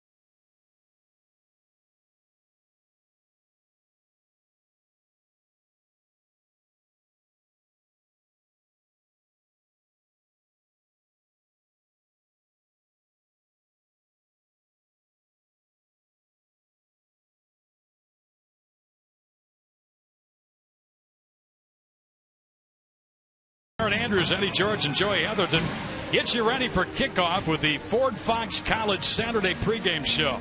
Then it's a Pac-12 showdown as Arizona takes on 18th-ranked Stanford, followed by a Big 12 matchup as West Virginia battles Texas. Coverage of Fox College football begins Saturday at 11:30 a.m. Pacific.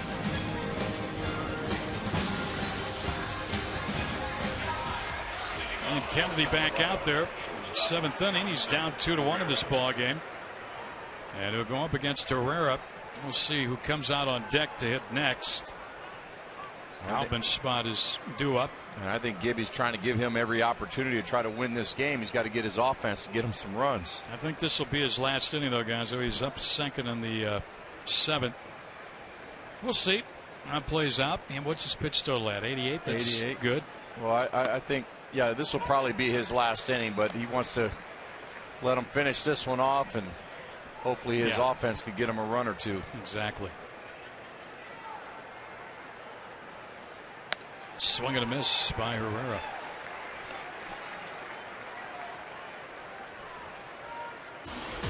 Looks like Ortega has moved out on deck.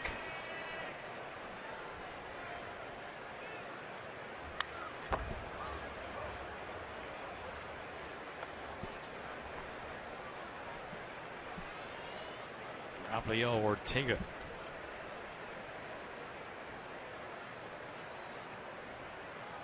Did you enjoy your pizza? I did. Still got another slice sitting here. Never turned down pizza. You and Leo. Leo won't turn down pizza either. I think Leo's eating pizza right now. Yeah, look, they got pizza next door. They got. Candy was calling you on it, right? Yep. 0-2. Foul back.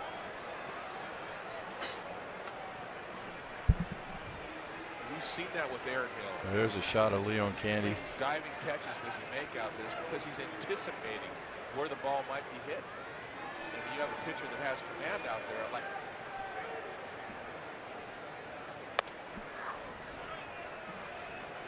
Count is 1-2 on Jonathan Herrera, who has singled and flied to left tonight.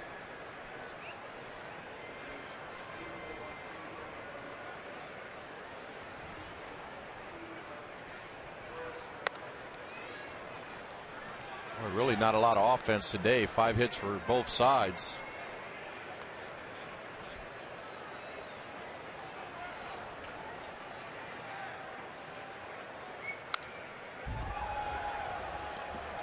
Herrera continues to foul off. A couple pitches. Who's going to be the World Series winner, Gonzo? Who's the best team in baseball? It's going to go through all this. Well, I tell you who's the hottest team right now is definitely the Oakland A's, the way they've been playing. You picking them to win it all? I don't know. You know, I actually thought Atlanta was going to be the sleeper team to get in there with their pitching. Chippers last year. Pollock got a late break. Can he get in there? Dives, can't get it. And Herrera will hold at first base. Well, I actually think if Herrera would have kept running, he would have had a good shot of making it to second for a double. I'm with you. I don't know why he stopped. It was a nice play by Pollock. Nice effort. Pollock going all out. Well, kind of deflected away. I was a little shocked he didn't get to second base. Pinch hitting for Josh Upman, number 32. Now it will not be Ortega. It's going to be Chatwood. Tyler Chatwood, who will come up and most likely bunt. Saw him do this the other night and laid one down successfully.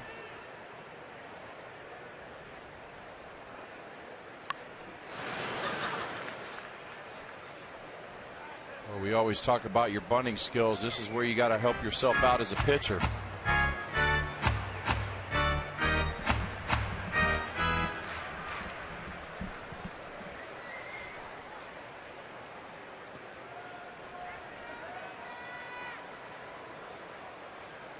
Chris Johnson all the way in at third. He's creeping in. Attendance tonight, 24,000 344, and that pushes the season attendance just under 2.2 million on the year. So Diamondbacks' largest attendance figure since 2008. And on behalf of the Diamondbacks, I'd like to thank you for coming out. Runner goes, and he is out at second as Chatwood swings and misses. I don't think that worked. What do you think? Boy, nice job by Montero. Yeah, Chris Johnson kept creeping in, so they tried to hit and run. Almost a slash. Showed the bunt early, came back, and there was no chance. Miggy made a nice throw to second base. Well, the Diamondbacks have been so good at that all year. Pitchers holding the runner. Montero on that improved throwing down to second. Oh, look who just showed up. Hey, with breakfast rolls. Hi, Jeff. Oh, they smell delicious, too. Atta babe. His dad must have called him. They're killing you, kid. You got to get him some food. There's a swing and a miss. Dad never come on up here, Chip. He kept telling me his dad Jerry in New York's watching, so are these the extra breakfast rolls that you were gonna? Here, grab a headphone. Did you get enough grief? No, actually, I don't think they know about it. So no, I was telling a couple of the players, believe me, when they were on between innings. Willie said he was going to run down and tell you about Gonzo. Gonzo's been starving up here all homestand. We've been begging for food for the last 3 days. I know. I've tried to get up yesterday, but the game got going a little quick. Well, what about the day before? It was 13 innings. I mean, Borowski and them had Cracker Jacks they were eating out there in center field. Yeah, they weren't rubbing that in, were they? Chad's been here from day. What was your first year? Was it 90? At the end of 01. 01. Well, you came at a pretty good time. Yeah, it was pretty good. Yeah, but that was a pretty good celebration. And Chips actually works the fall league too for the Scorpions, right? Is it the Scottsdale Scorpions? Yeah. So you're going to get right back to work. Absolutely. We'll get our first workout tomorrow morning. Yeah, babe. Already? Yeah. And last year you had Harper, or you had Trout? Mike Trout and Bryce Harper were out there last year. Yeah. So you're like the trainer to the stars now too, huh? Once you left, he had to get somebody back. Nice, Jeff.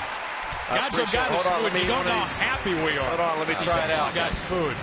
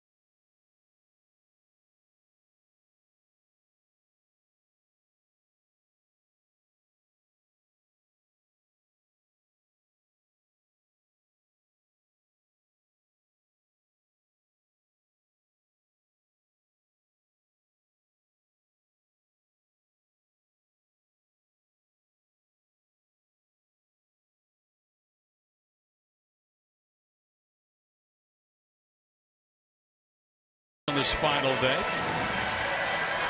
Mike Trout, Major League leader, 49 coming in. You know he's going to be shooting for 50. Rajay Davis had a good year. Everett Cabrera, the Padres. Michael Bourne. Wonder where he'll be next year. Ben Revere has really kind of come out of nowhere for that Minnesota ball club. We're joined by Joe Borowski on this final day of the 2012 Major League season. And, well, 81-80. They're trying to get to 82-80. Yeah, you have to finish at right. 82-80. Right. But, it's been one of those years, Joe, the wouldas, the couldas, and the shouldas. But it ended up, as we talked with Kevin Tower, it's been a pretty average year. Yeah, it has. They never went on that big run that everyone was expecting from them. It just seemed like they would play well for a week, and then they'd revert back and go through a bad stretch, and they could never string together several good series in a row. And I think they're having a hard time trying to pinpoint exactly what it was that couldn't get them over that hump. There's a ball outside from Escalona here to John McDonald to lead things off, and Kennedy is not in the on-deck circle, so his night will come to a conclusion. He gives up 2 in 7 innings. You look at the starters on this homestand. Everybody, I think, can go home after the season ends feeling good about their last start. And that's a good thing. You definitely want to end on a good note, especially going into the offseason. You don't want that sour taste in your mouth. If you had a specific goal in mind and you just miss it, or you just come up short. And these are all things that they're going to look back on when they look at their entire season and what do we need to improve on individually. And it's always good to go out of it feeling good about yourself. Those two guys talk every night about this time, standing right there talking about Aaron Hill and Kirk Gibson. There's a base hit by Johnny Mack. Went over to get it. He'll hold McDonald to a long single to start the 7th inning. Well, Mack's come up with some big hits here as of late. Our Nissan textbook. If you were starting a team, who would you take? Would you take Trout? Would you take Harper? It's kind of overwhelming in favor of Trout, isn't it? How about you? Would you throw go me that right way? in there too? I think he's a special player. He's playing well beyond his years right now. I just think his grasp of the very high, and I mean, don't get me wrong, Bryce Harper, very good player. I still think he has a few years to develop into where Trout is right now. Well, I think the thing that amazes me with Trout is how big he is and how many stolen bases this guy can run. How many home runs has he taken away from guys as you're scaling the wall? No, he's definitely got all the tools. Very good, versatile player, and I mean, he comes from New Jersey, so he's got that going for him. Yeah. I mean, he's got that what swagger, else can you a little bit of that swagger, like Borowski, a little bit of that swagger. Well, consider this, guys. This has never been done before in Major League history. 30 home runs, 45 steals, 125 runs in a season. Trout's got 30 home runs, 49 stolen bases, 129 runs. That's pretty special your rookie year. That's pretty special any year, no matter how long you've been in the league. And for him to be able to do it, and the important part is to be able to sustain it through the entire year. Normally, when you're a rookie, you're not used to the extended months that you get playing a 162-game season. So for him to be able to do that, it really just says about his work ethic, where he is as far as his knowledge of the game, and it's something sometimes you're just born with it. You can't work on anything. It's just he has that certain thing that just got him through this year. And really, he wasn't there at the start of the season, so he came. He was sick in spring and started out the season in the minors, and for him to do, just imagine what he could have done if he had the entire month of April. The Oakland A's, a feel-good story in baseball right now. Wow. How about that? If you'd have told me that the A's would be able to do what they did this year, let alone where they were in June. Yeah. In June, they were under 500. We saw them here. They weren't playing well. Yeah, they played .667 ball from the middle of June on. That's virtually impossible to string together almost 3 months of winning practically 2 out of every 3 games. And they not only got into the postseason, they took the division away from the Texas Rangers. Now Rangers have got a one and out. Well, they say when you're going into the playoffs, you want to have momentum at the right time going in. How about taking and sweeping Texas going into the playoffs? That's got to put you in a good spot as far as your first series going into the playoffs. Jacobs hit it hard, but out to center fielder Tyler Colvin. on the inning. Yeah, Colvin playing a deep center field. I thought that ball was going to get over his head right when it was hit.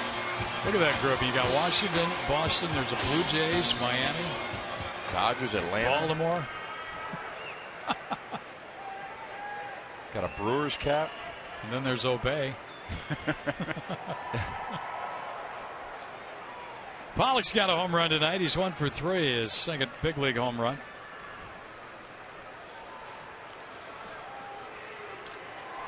Well, the Diamondbacks 180 days away from spring training. Season opener next year, April 1st. What do you think? Think Kevin Towers will make a lot of moves, or just try and shore up a little bit what he's got in place here? You like the core basis of what he's got. I think you're going to have to address the left side of the infield. I think what Bloomquist and McDonald were able to do over there at shortstop and holding it down was good.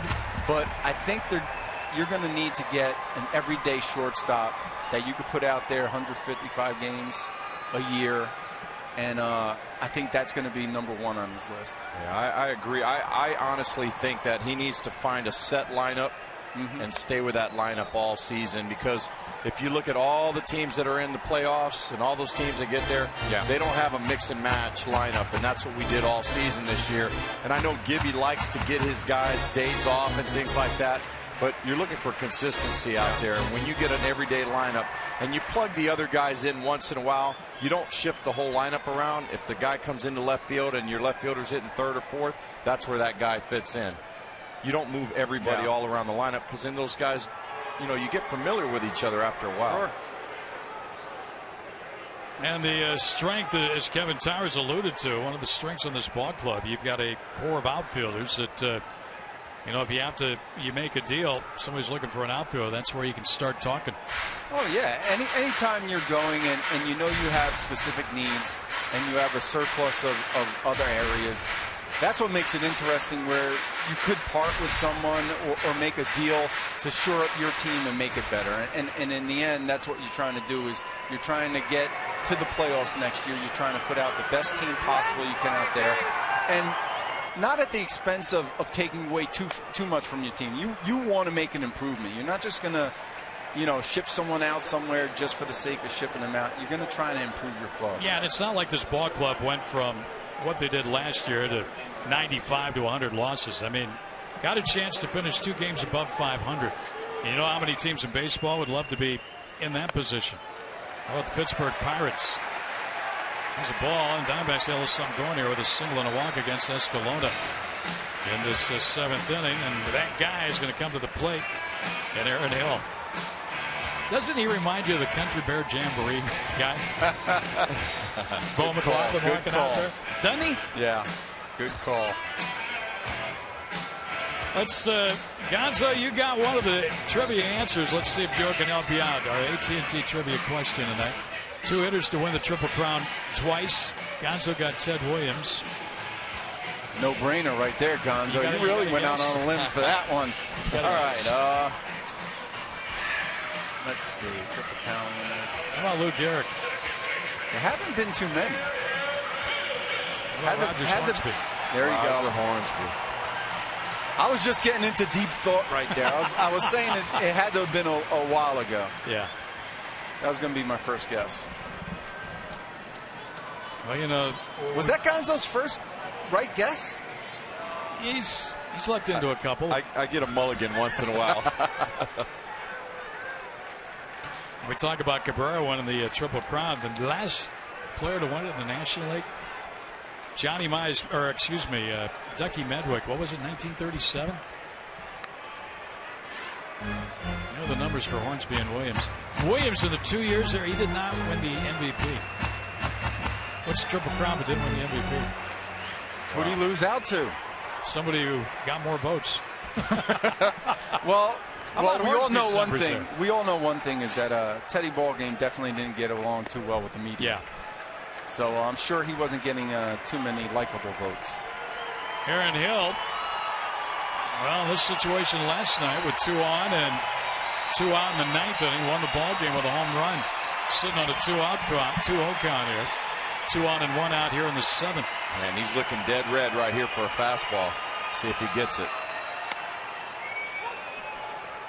2-1 the count. Boy, and a good pitcher's pitch on the outer half of the plate.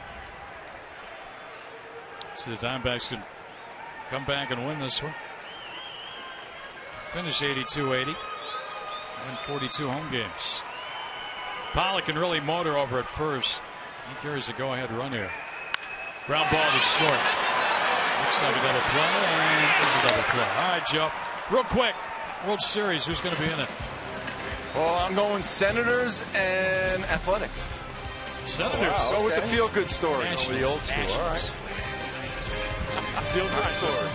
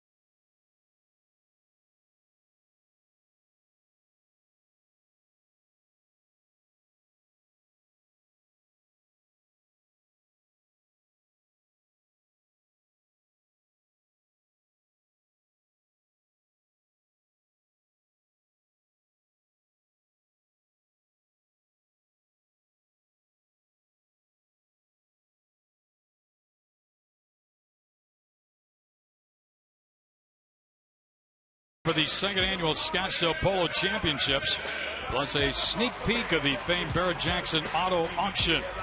Tickets on sale now at www.thepoloparty.com. Hey, D-back fans, we want you back here at Chase Field in 2013.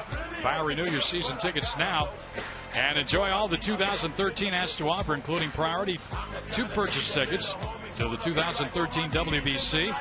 When you become a season ticket holder, you'll enjoy benefits, including a exclusive player access, early entry into the ballpark to watch BP, and an opportunity to exchange or donate unused tickets. Buy or renew your season tickets now. Call 602-462-4600 to log on to dbacks.com/tickets. David Hernandez is on. He had a hiccup last night in his inning in relief in the 8th inning. Gave up 3 consecutive hits and gave up the lead. Only to see the Diamondbacks rally to win it. And he throws a strike here to Charlie Blackmon, and I'm sure the reasoning is Gibby, Charles Nagy both wanted to run him out there to leave a good taste in his mouth, Gonzo. Yeah, and the D-backs had a chance last half inning, had it squandered by the double play. Yeah, Hernandez just wants to get back out there and finish up strong. Blackmon, Pacheco, and Rosario, the 3 hitters. Diamondbacks down a run here, late 8th inning. Kennedy is done for the night. 7 innings, 6 hits, 2 runs. Did not walk a batter, and he fanned 7, according to my numbers. Foul back.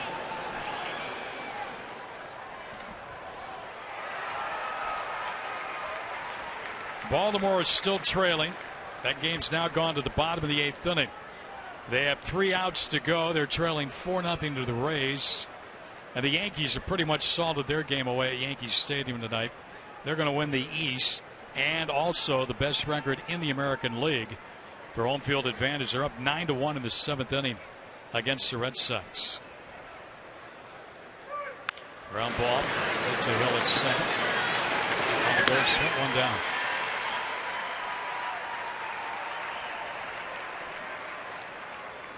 Here's to Jordan Pacheco. Well, a few more people to thank. And these guys have meant a lot to us. Our producers and our directors, Bill Cochran, Joe Nicola, who is departing after today. Going to go work for Fox Sports in Detroit. Yep. Joe, we'll miss you. Did a terrific job. Appreciate everything, and best of luck back in the Midwest. Our directors, Mitch Reagan, Jason Moon. But Bill and Mitch and Joe, Jason, those are the guys who kind of keep us in line, or at least try to, night in and night out. Coordinate everything.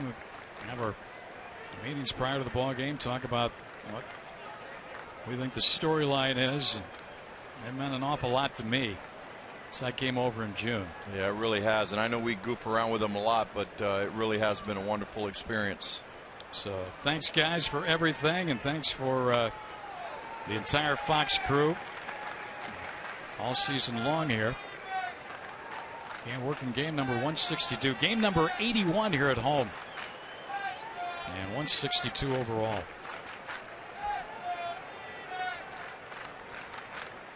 Pachenko's had a nice night. He's got 2 hits and scored a run.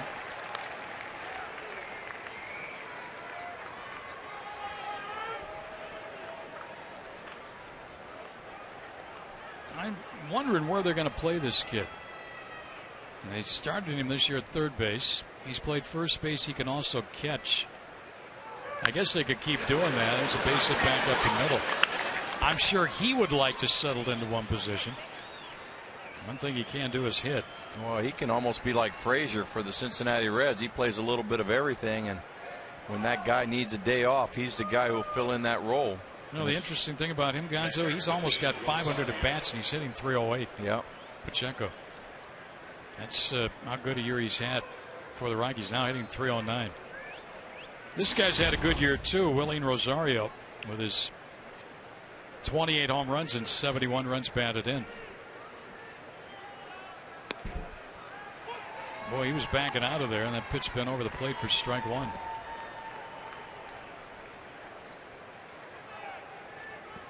Studley, did we forget anybody, or did we mention everybody pretty much that we?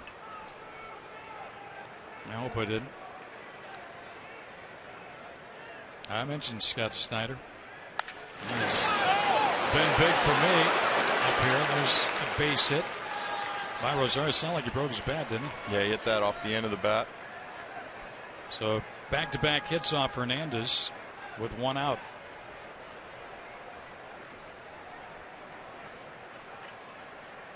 Well, it just goes to show you there's a lot of people behind the scenes that makes the engine run. A lot of times everyone looks at the product out on the field, but it takes a lot more people. The big support staff. Yep. Tyler Colvin, the hitter. He's 0 for 3 tonight. Well, the Diamondbacks trying to keep it here at 1. 2-1 is their score.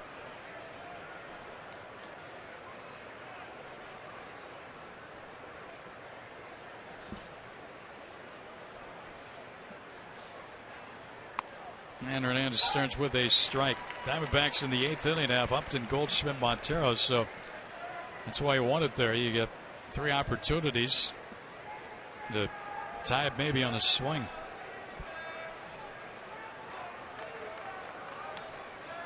You definitely have the heart of the order. He just blew that one by him. 94. Letter high. A lot of times for hitters that looks very good to hit, and it gets on top of you in a hurry. Whoever came up with that terminology too, he's very hitterish. That's almost that phrase all of a sudden became a topical phrase in baseball. I always have some new terminology, it seems, each and every year, some new statistic. Swing and a miss. He wasn't very hitterish. 2 out. 2013 World Baseball Classic is coming here to Chase Field in March. Don't miss your chance to see the world's best players compete in the premier international tournament. To learn more, visit worldbaseballclassic.com. Now Andrew Brown is 0 for 3 in the ballgame.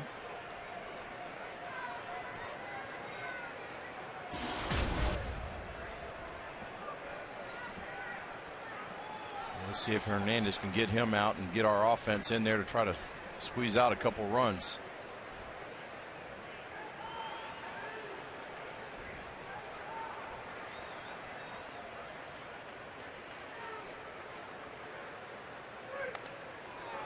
hit the bat or hit the hand? Home plate umpire Mark Ripperger is saying it hit the bat. Brown's trying to sell it hit the hand. It sounded like bat. If it hit hand, I think the hand would be broken. And he is trying to point to an area on the wrist, it looks like. Jim Tracy. It looks like it hit his wrist.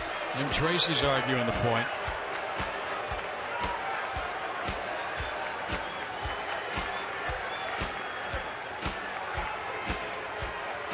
Obviously, there must be a welt there or a red spot that they're pointing at, looking at.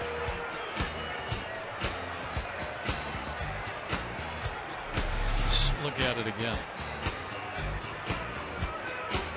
And didn't really see any bat there. It looked like it hit his wrist, his right wrist.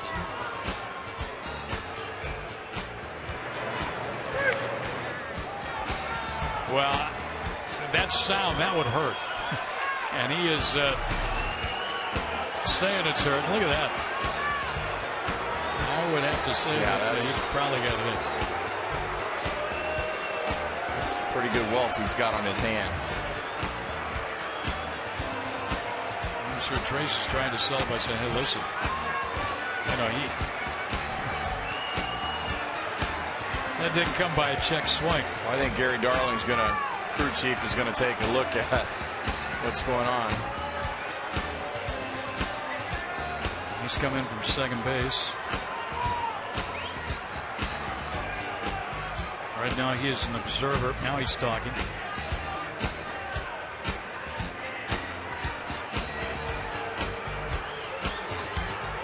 Oh, Tracy and Brown have got a point.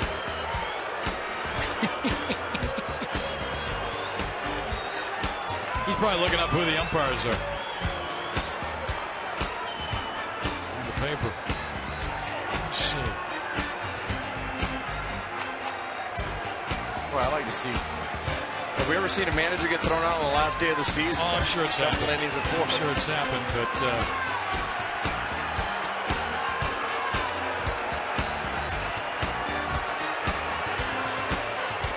well, I mean, that's kind of the way the season's gone for Jim Tracy and the Rockies. It definitely looked like he was hit by a pitch. And obviously some swelling there. But it's not going to be a base awarded. And the count is 0-1 on Andrew Brown.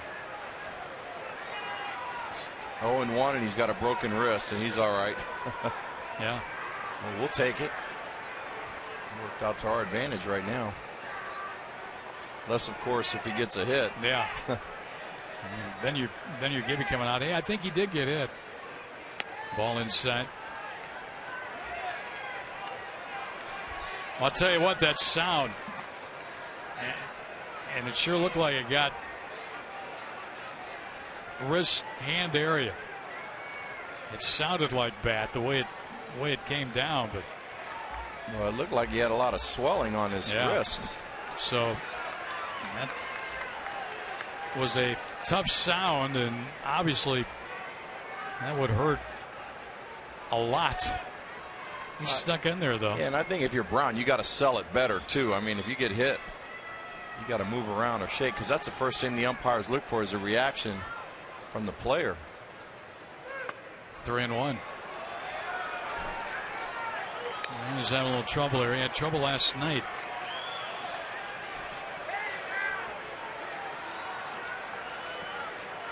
Two on and two out. Rockies up a run in the eighth. Trying to extend that here.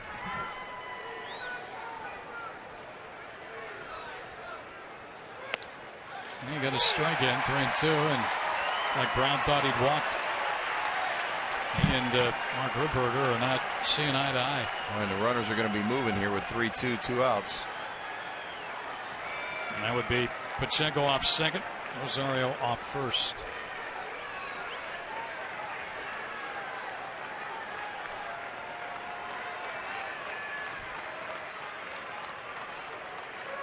Got him swinging, and the inning's over. Slams the bat, and he's out of the game.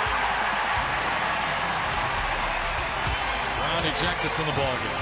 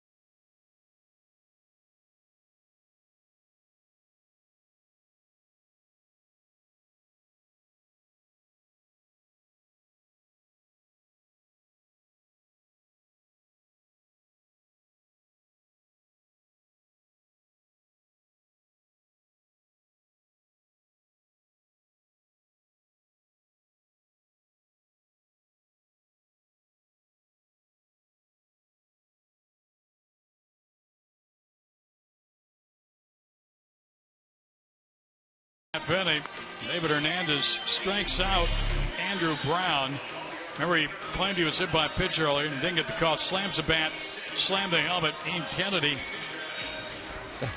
I think he tossed Brown before home plate umpire Mark Ritberger did. But you could see that coming. Yeah. Brown probably was going to be out of the game anyway. He knew that. He said, hey, I might as well get my money's worth. Because Colvin's moved over to right field, and Dexter Fowler is taken over in center, and Adam Ottavino is on to pitch for the Rockies there with a 1-run lead in the bottom of the 8th. And it'll be Upton, followed by Goldschmidt and Montero.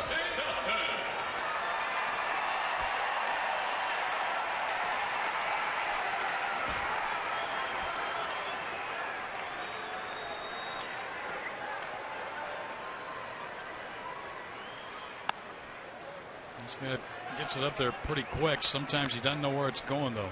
Ottavino. Well, are you satisfied, Gonzo? Did you get enough food up here tonight? I am. I'm still eating these cinnamon rolls. They're pretty good.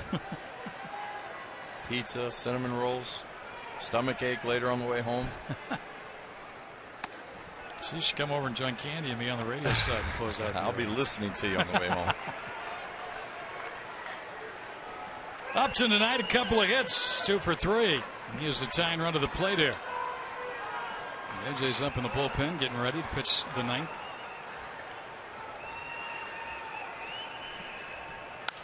Popped up, and get on play. Upton 278 with his batting average.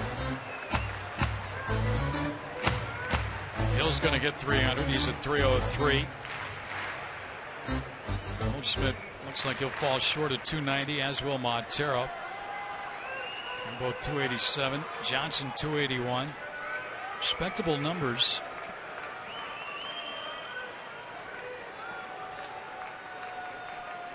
Foul back. In fact, I looked it up. The Diamondbacks came into this ballgame hitting 259 in the season.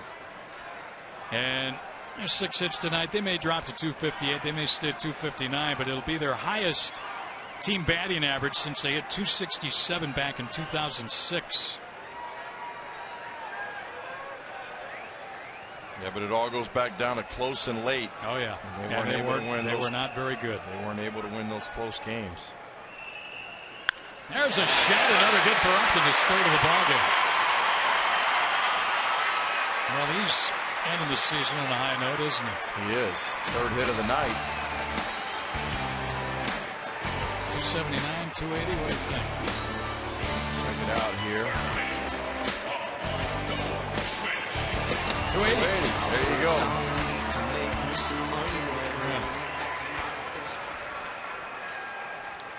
So 3 at night for Upton. He carries the tying run at first. Here's Goldschmidt, 0 for 2 tonight.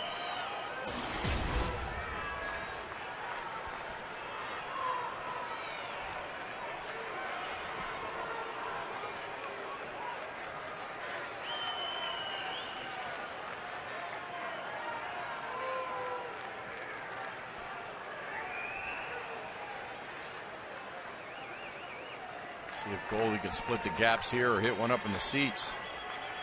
I'll go for either one.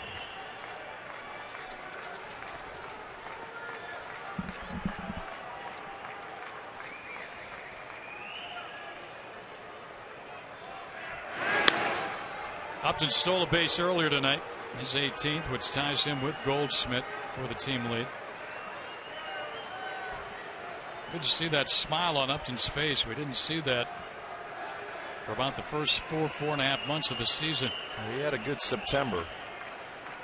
Carried it into these final 3 days of October also. Ooh, swing and a miss.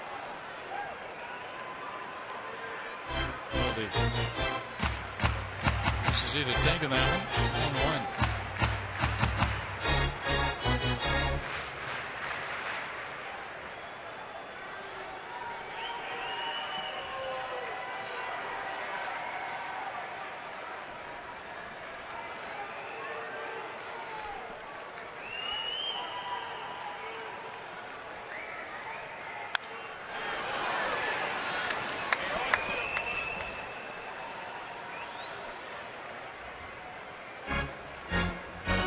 That one got rushed up into the media press area.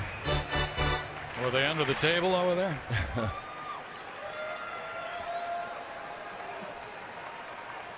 Boy, they now look like they're working. What's going on? Except for Steve Gilbert, who's gawking all over the place. Yeah.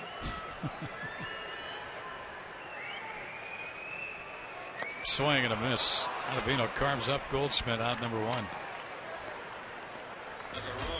Our APS Energy All-Star, well, we salute Miguel Cabrera, who is the Triple Crown winner.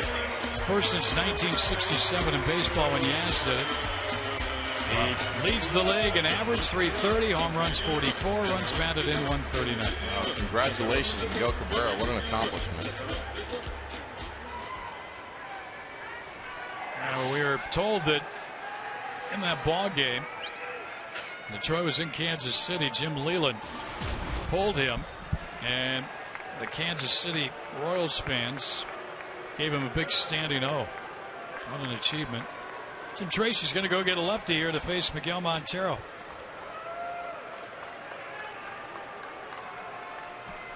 Rally whatevers.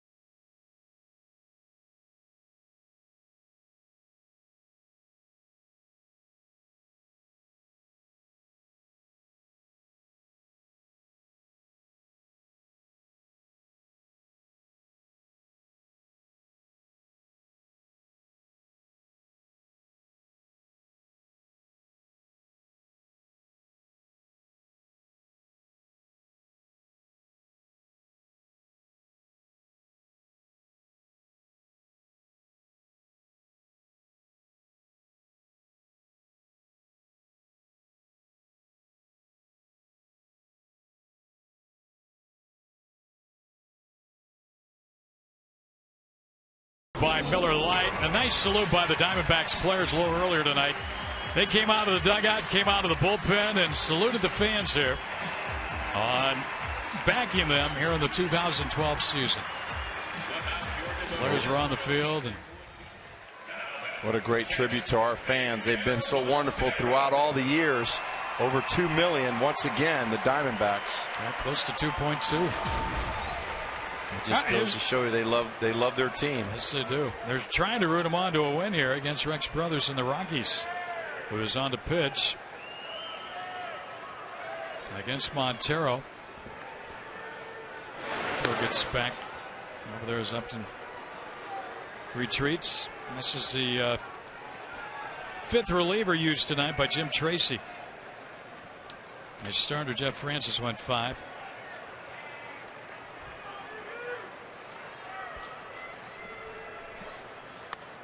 Miggy, it seems like every time he's been up there in a key spot, it's been against a left-hander.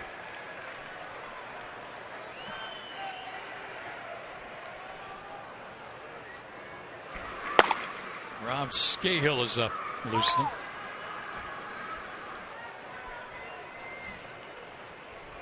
Still trying to talk Chris Johnson into that home run. Maybe a swing and a miss, 1-1.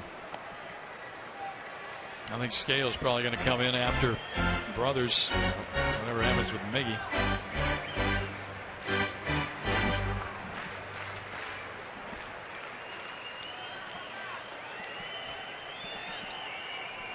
Two-1 in favor of the Rockies here in the 8th. 1 on, 1 out.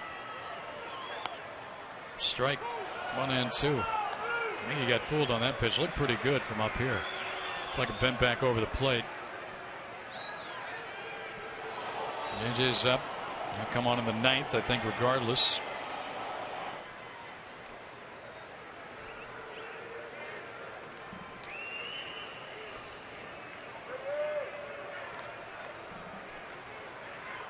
Swing and a miss. Montero down on strike. So Miggy 0 for 4 tonight. And now here's Johnson. Let's see if Tracy comes out. Maybe not. Maybe he liked what he saw, brothers, get Montero. And he'll take his chances against Johnson here. He sends his catcher out, though, and that would usually indicate some kind of a stall tactic to get their other reliever ready.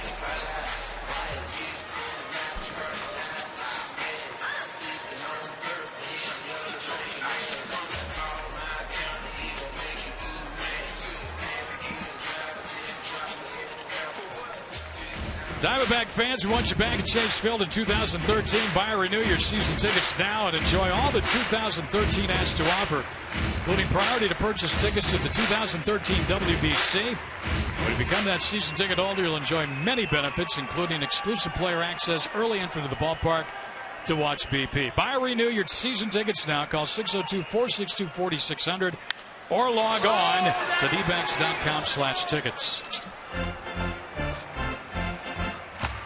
Foul ball. And that one broke Chris Johnson's bat in off his hands. Got to go get a new one, a fresh bat.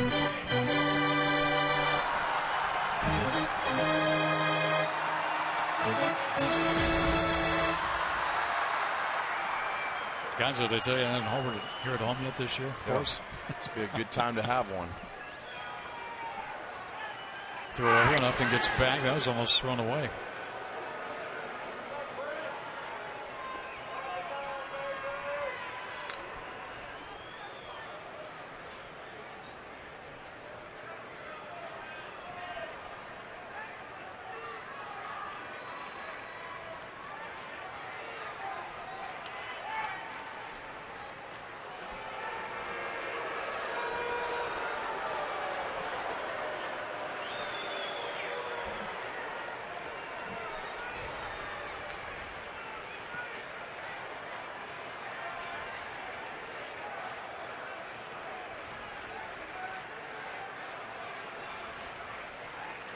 Broken back comeback with the brothers. They retire the side. As we promised earlier, here is a sneak peek at Liam Neeson's new action film, Taken 2, in theaters this Friday.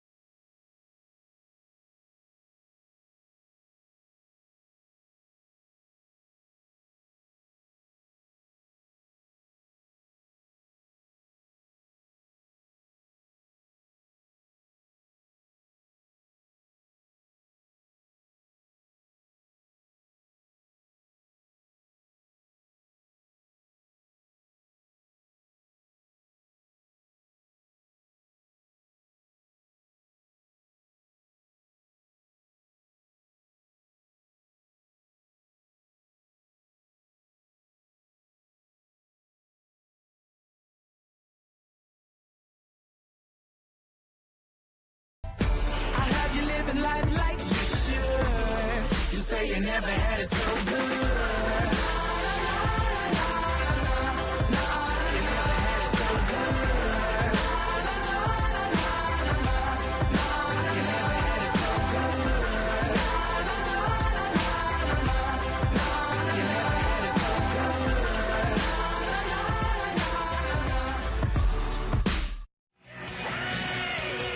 180 days till opening day. And thanks for the memories. Yes, sir. Yes, ma'am. JJ's on for the Diamondbacks. Here in the 9th. One-run ball game. Rockies lead it. He's got DJ LeMahieu, Jonathan Herrera, then the pitcher spot due up. Diamondbacks just trying to keep it a one-run game. Do what they did last night. Win it on a walk-off.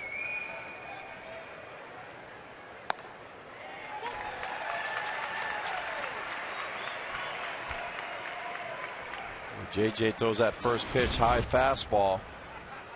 Gets LeMahieu looking up. And he usually comes back with that split finger down in the dirt.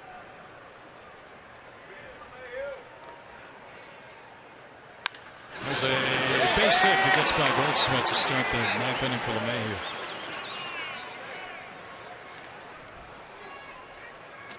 Rockies got the leadoff man on. Now Herrera. See who comes out on deck. The Rockies closer, Betancourt, the last 2 nights has had blown saves. Gave up the home run to Goldschmidt to tie the ball game in the 9th inning. Here on Monday night, the Rockies went on and won that game in 13 innings. And last night gave up the 3-run 2-out homer to Aaron Hill that gave the Diamondbacks a win. Keep running them out there. One more night. Herrera's got a couple of hits tonight. One to right, one to center.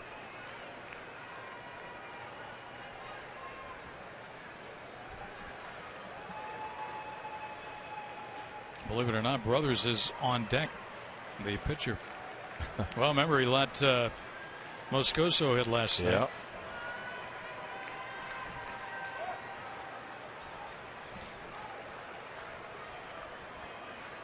Leadoff hit by LeMahieu. Herrera shows bunt, takes it down low.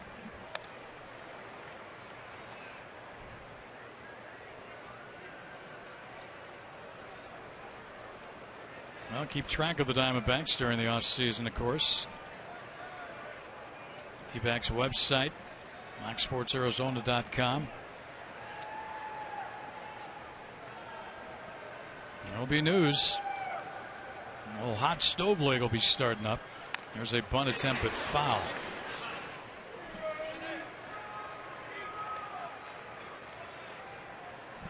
Yeah, no sooner that World Series is over or the season's over, the rumors start flying about certain players. And a lot of the groundwork is laid out during the postseason by the general managers.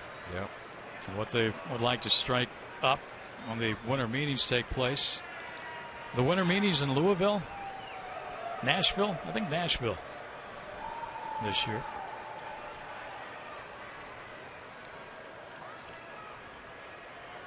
Swing and a miss.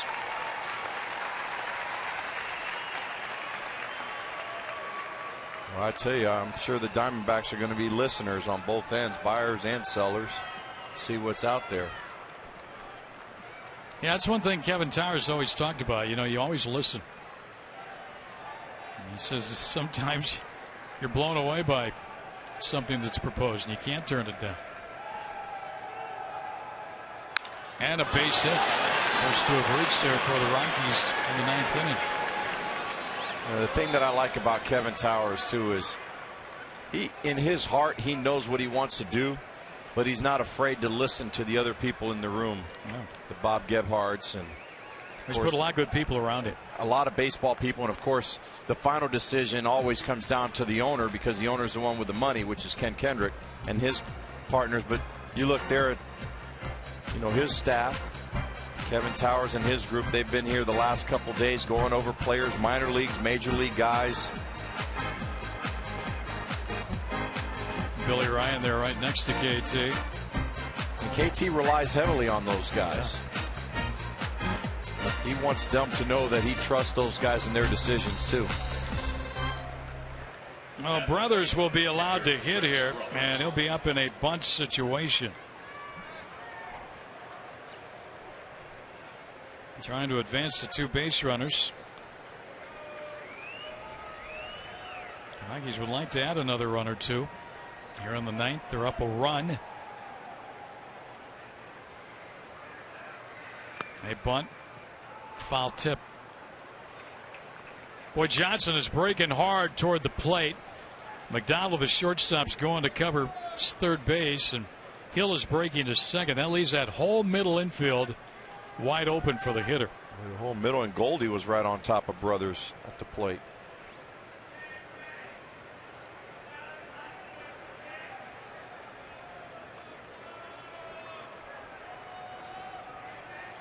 Brothers is 0 for 2 at the plate this year with 2 strikeouts. They don't have him listed with a bunt. That time they tried to deke the runner at second. LeMahieu with McDonald breaking to third. Hill went to the bag to cover.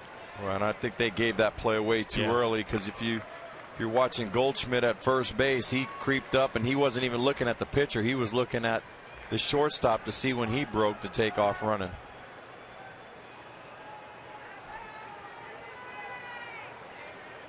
Well, you're still trying to work a play you worked on a lot during spring training here in the final game of the season in the 9th inning.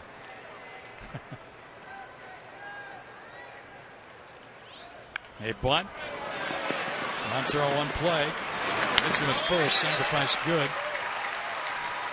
Now it's second and third with 1 out.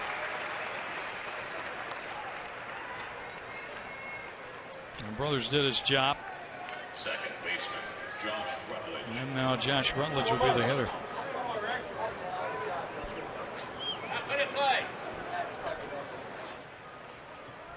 Rutledge tonight is 0 for 4. The infield is pulled in here.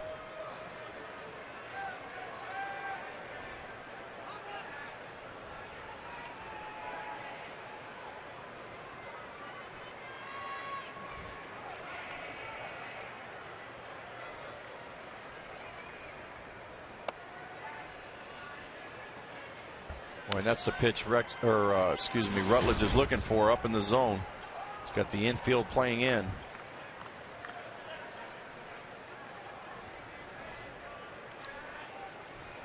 He's looking for something to drive, try to get it out in the outfield.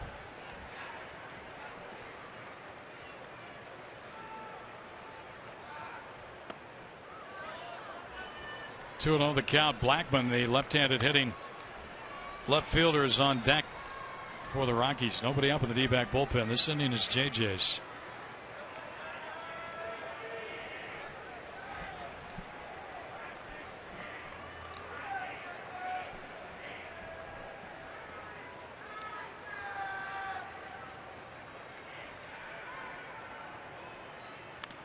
Foul.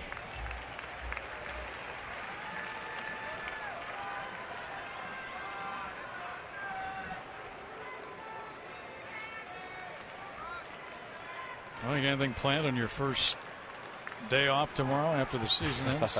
Well, I still have a job here aside from announcing here this last month and a half of the season. So you're going to actually come into work tomorrow? I'll come in a little later. 3-1. Don't ask me why, but I've got a dentist appointment tomorrow. I have no idea why I would have scheduled that.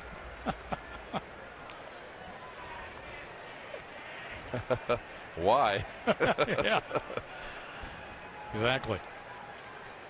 3-1 the count.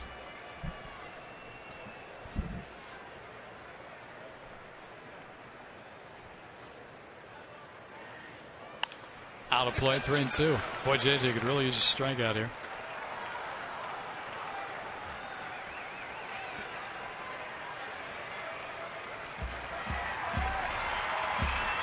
Man's making some noise, revving it up. See if JJ can get a strikeout and get the final out. See if the Diamondbacks can come up with another little bit of 9th inning magic. 3-2 pitch coming. Swing and a miss on the good. Split right there to get Rutledge for out number 2. That's nasty. Our tools of the trade presented by Ram Trucks. Justin Upton a little earlier tonight. Nice running catch here of Rutledge. Yeah, nice play by Justin Upton down the right field line. Went a long way to come get that ball. Let's see if JJ can get out of this inning and hold his team. Hold this Rockies team from scoring. Now, you might consider walking Blackman to load the bases, but Pacheco with 3 hits is on deck, and he's a 309 hitter. So they're going to go after Blackman here. 2nd and 3rd and 2 out. And strike 1, he gets a hit.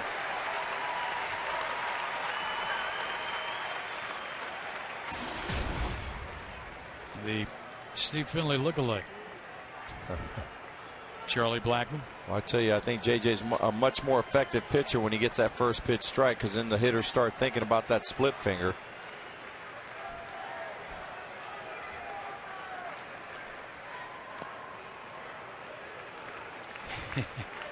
Mickey having a little fun with a runner at third base. A.J. LeMahieu.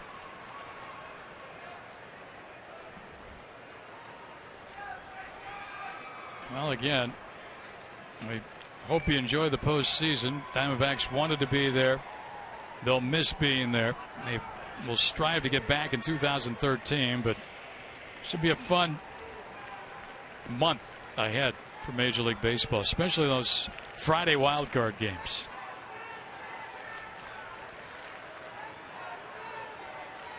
Swing and a miss, 1 and 2. I mean, Gonzo, when you're playing a one and done, you leave everything on the field that day. Yeah, there's no doubt. Everybody's all hands on deck. Everybody's ready to go in those games. Now the Diamondbacks leaving everything on the field here tonight in their finale.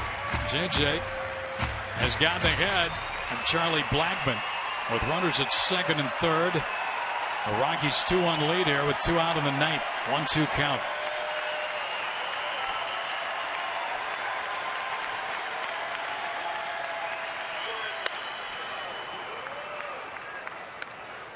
I'm thinking he's coming back with a split now.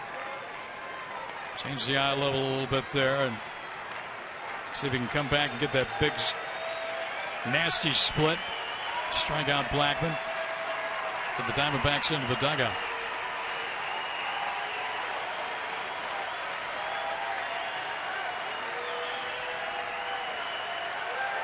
Got him. Went with the fastball. And Blackman didn't get it. Nice job by JJ in his last outing of the season. Parra, McDonald in the pitcher's spot. Due up.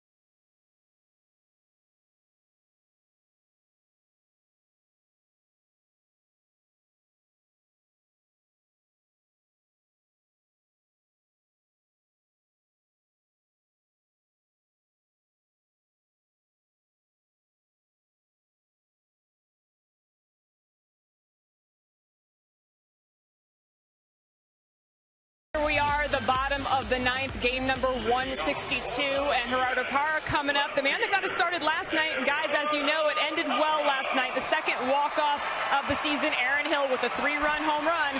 The Diamondbacks would love a similar result here today, guys. Absolutely. Thank you, Jody. And thanks for everything all season long. Parra will lead it off. And then McDonald, and then the pitcher's spot. Yankees have a right-hander of the bullpen. I'm guessing that's Belisle. I don't think that's Betancourt. Brothers left in there to face Parra, and he gets a swinging strike 1.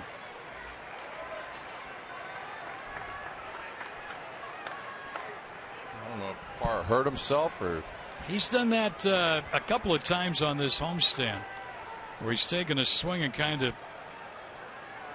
Well, he might be deking the pitcher just to make him think that he's hurt and throw another fastball. Well, he got a huge 2-out hit last night to get it to Hill. He is in the hole 0-2. The brothers can get it up there in a hurry.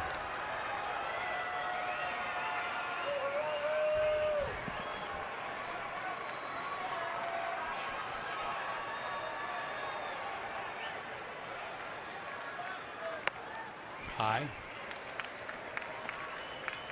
Nice job by JJ to get out of that second, third, 1-out situation.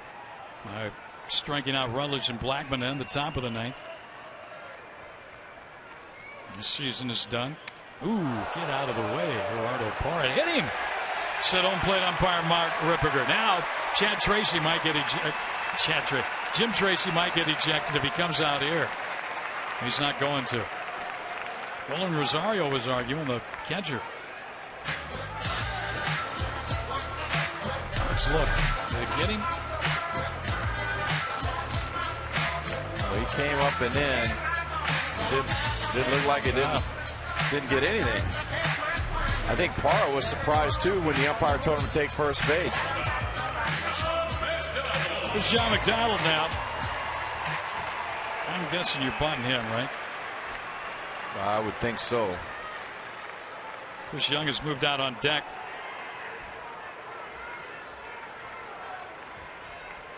Rocky's looking for a bunt. Donald 1 for 3 tonight. He takes low ball 1. He had one out of here last night. Dave McDonald is 6th of the year. 2-run shot. The Diamondbacks lead in the 7th inning. The rally master on. No work last night.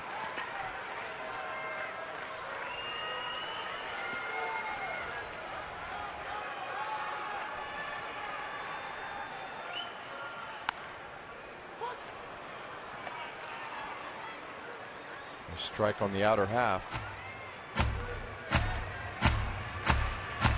2007, the last time Diamondbacks had back-to-back walk-off wins. They did it 3 times in a row in July of 07. Marlins and a couple against the Braves.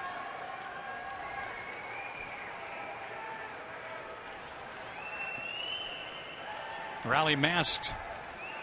The Bandito. Rally Bandits. Bunt. Come on, got it.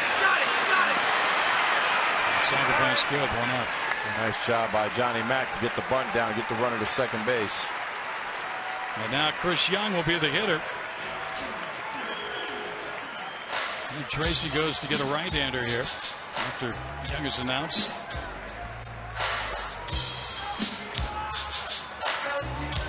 He walks up toward the plate. This is writing something down. Let's stay with brothers.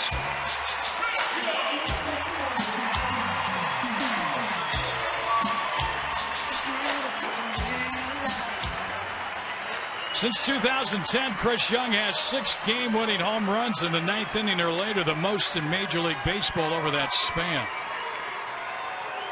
And now old Country Bear himself's going to come out, Bo McLaughlin. And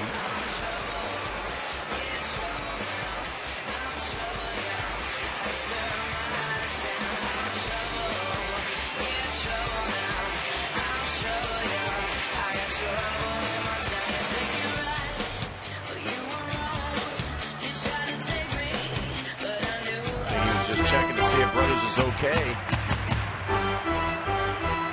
They usually look into the pitcher's eyes and see if they see that confidence.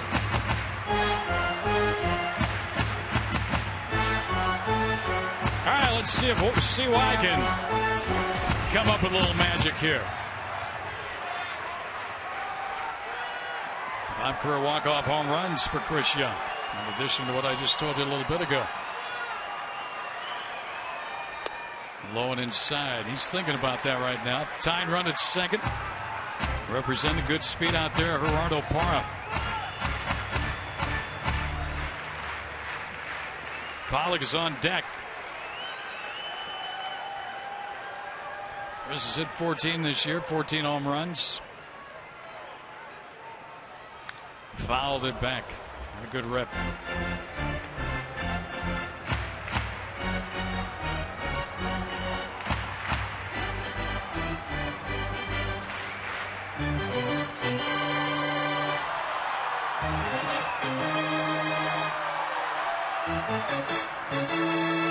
I remember that 1999 season. The Diamondbacks had back-to-back-to-back walk-off home run wins against the Montreal Expos here. Young, a ground ball to short. Harris got it. Goes to first. 2 out with a tying run at third. Parra. That's going to leave it up to A.J. Pollock.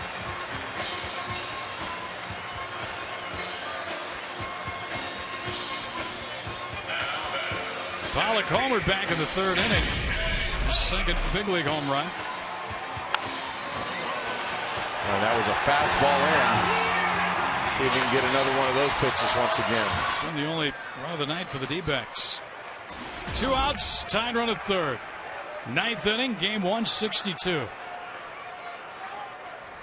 And Brothers stepped off. Parra almost got him into a balk.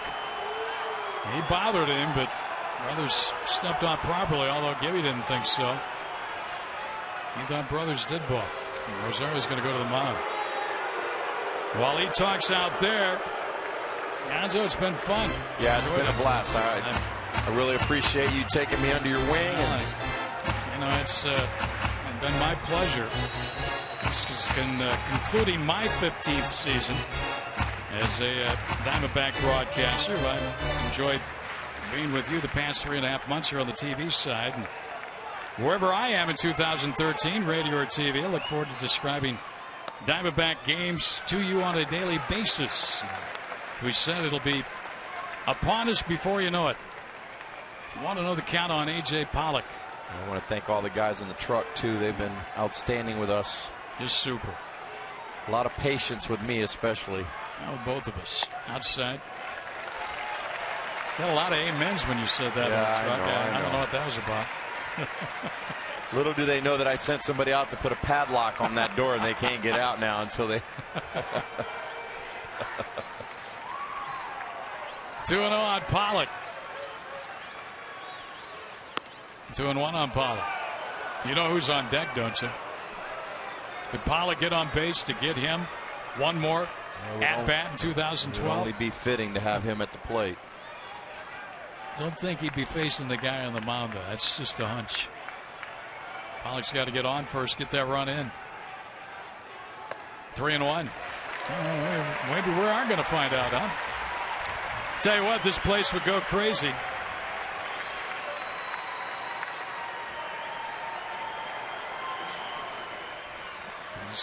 You see where the Buster Posey becomes the first catcher to win the National League batting title since Ernie Lombardi in 1942. Ball 4, and Hill will come to the plate for the second night in a row with a chance to win it. Couldn't have scripted it any better. Here comes Tracy, too. And he wants a new pitcher. Well, Aaron, can you do it again?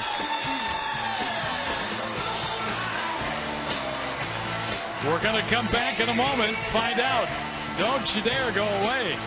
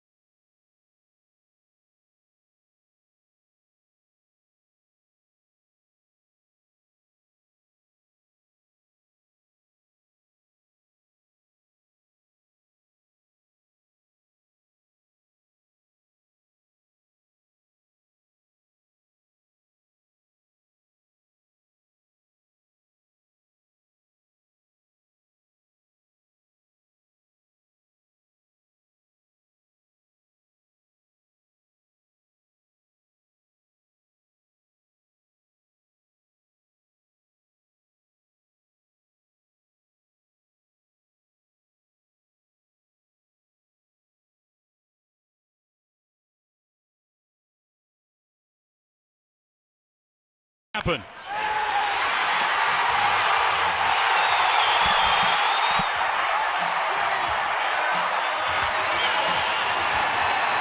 Walk-off game winner for Aaron Hill. Diamondbacks won it 5-3. He is up tonight. It is 2-1 Rockies. First and third, 2 out of the ninth inning, facing Matt Belisle. His 80th appearance of the year. Hill jumped on the first pitch last night from Betancourt. 0 for 4 tonight. And a strike. Pretty good numbers against Matt Belisle in his career. 3 for 6 with a home run.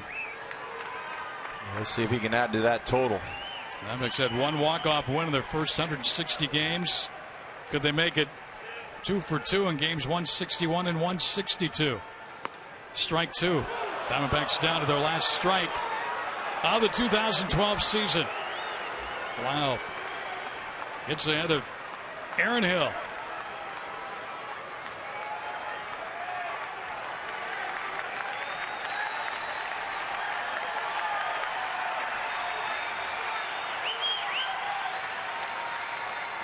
There you go, one swing, Aaron. Make it a good one. Belisle stepped off. He didn't like what he was seeing from his catcher. Get a fresh set of signs.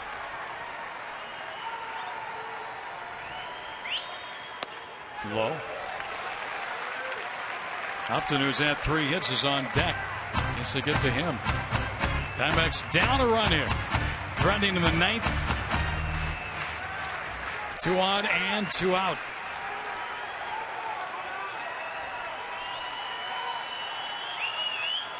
Inside, and Rosario, boy, he was lucky he got that one.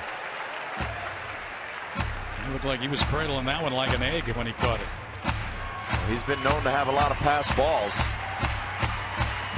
1 tonight. Be a good time to have a second one tonight. Yes, sir. 2-2 on Hill. Parr carrying the tying run. Pollock the potential winning run.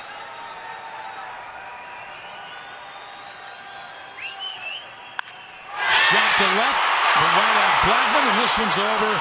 And the Diamondbacks finish the year 81-81 as they fall tonight 2-1 to the Colorado Rockies. Well, thanks for tuning in all season long. Again, thanks to our great crew here. We hope you join us in 2013 as the Diamondbacks try and rebound and get back to the postseason. Enjoy the postseason here in 2012. For Luis Gonzalez, Jody Jackson, I'm Greg Schulte. Todd Walsh, Joe Borowski right around the corner with the postgame show.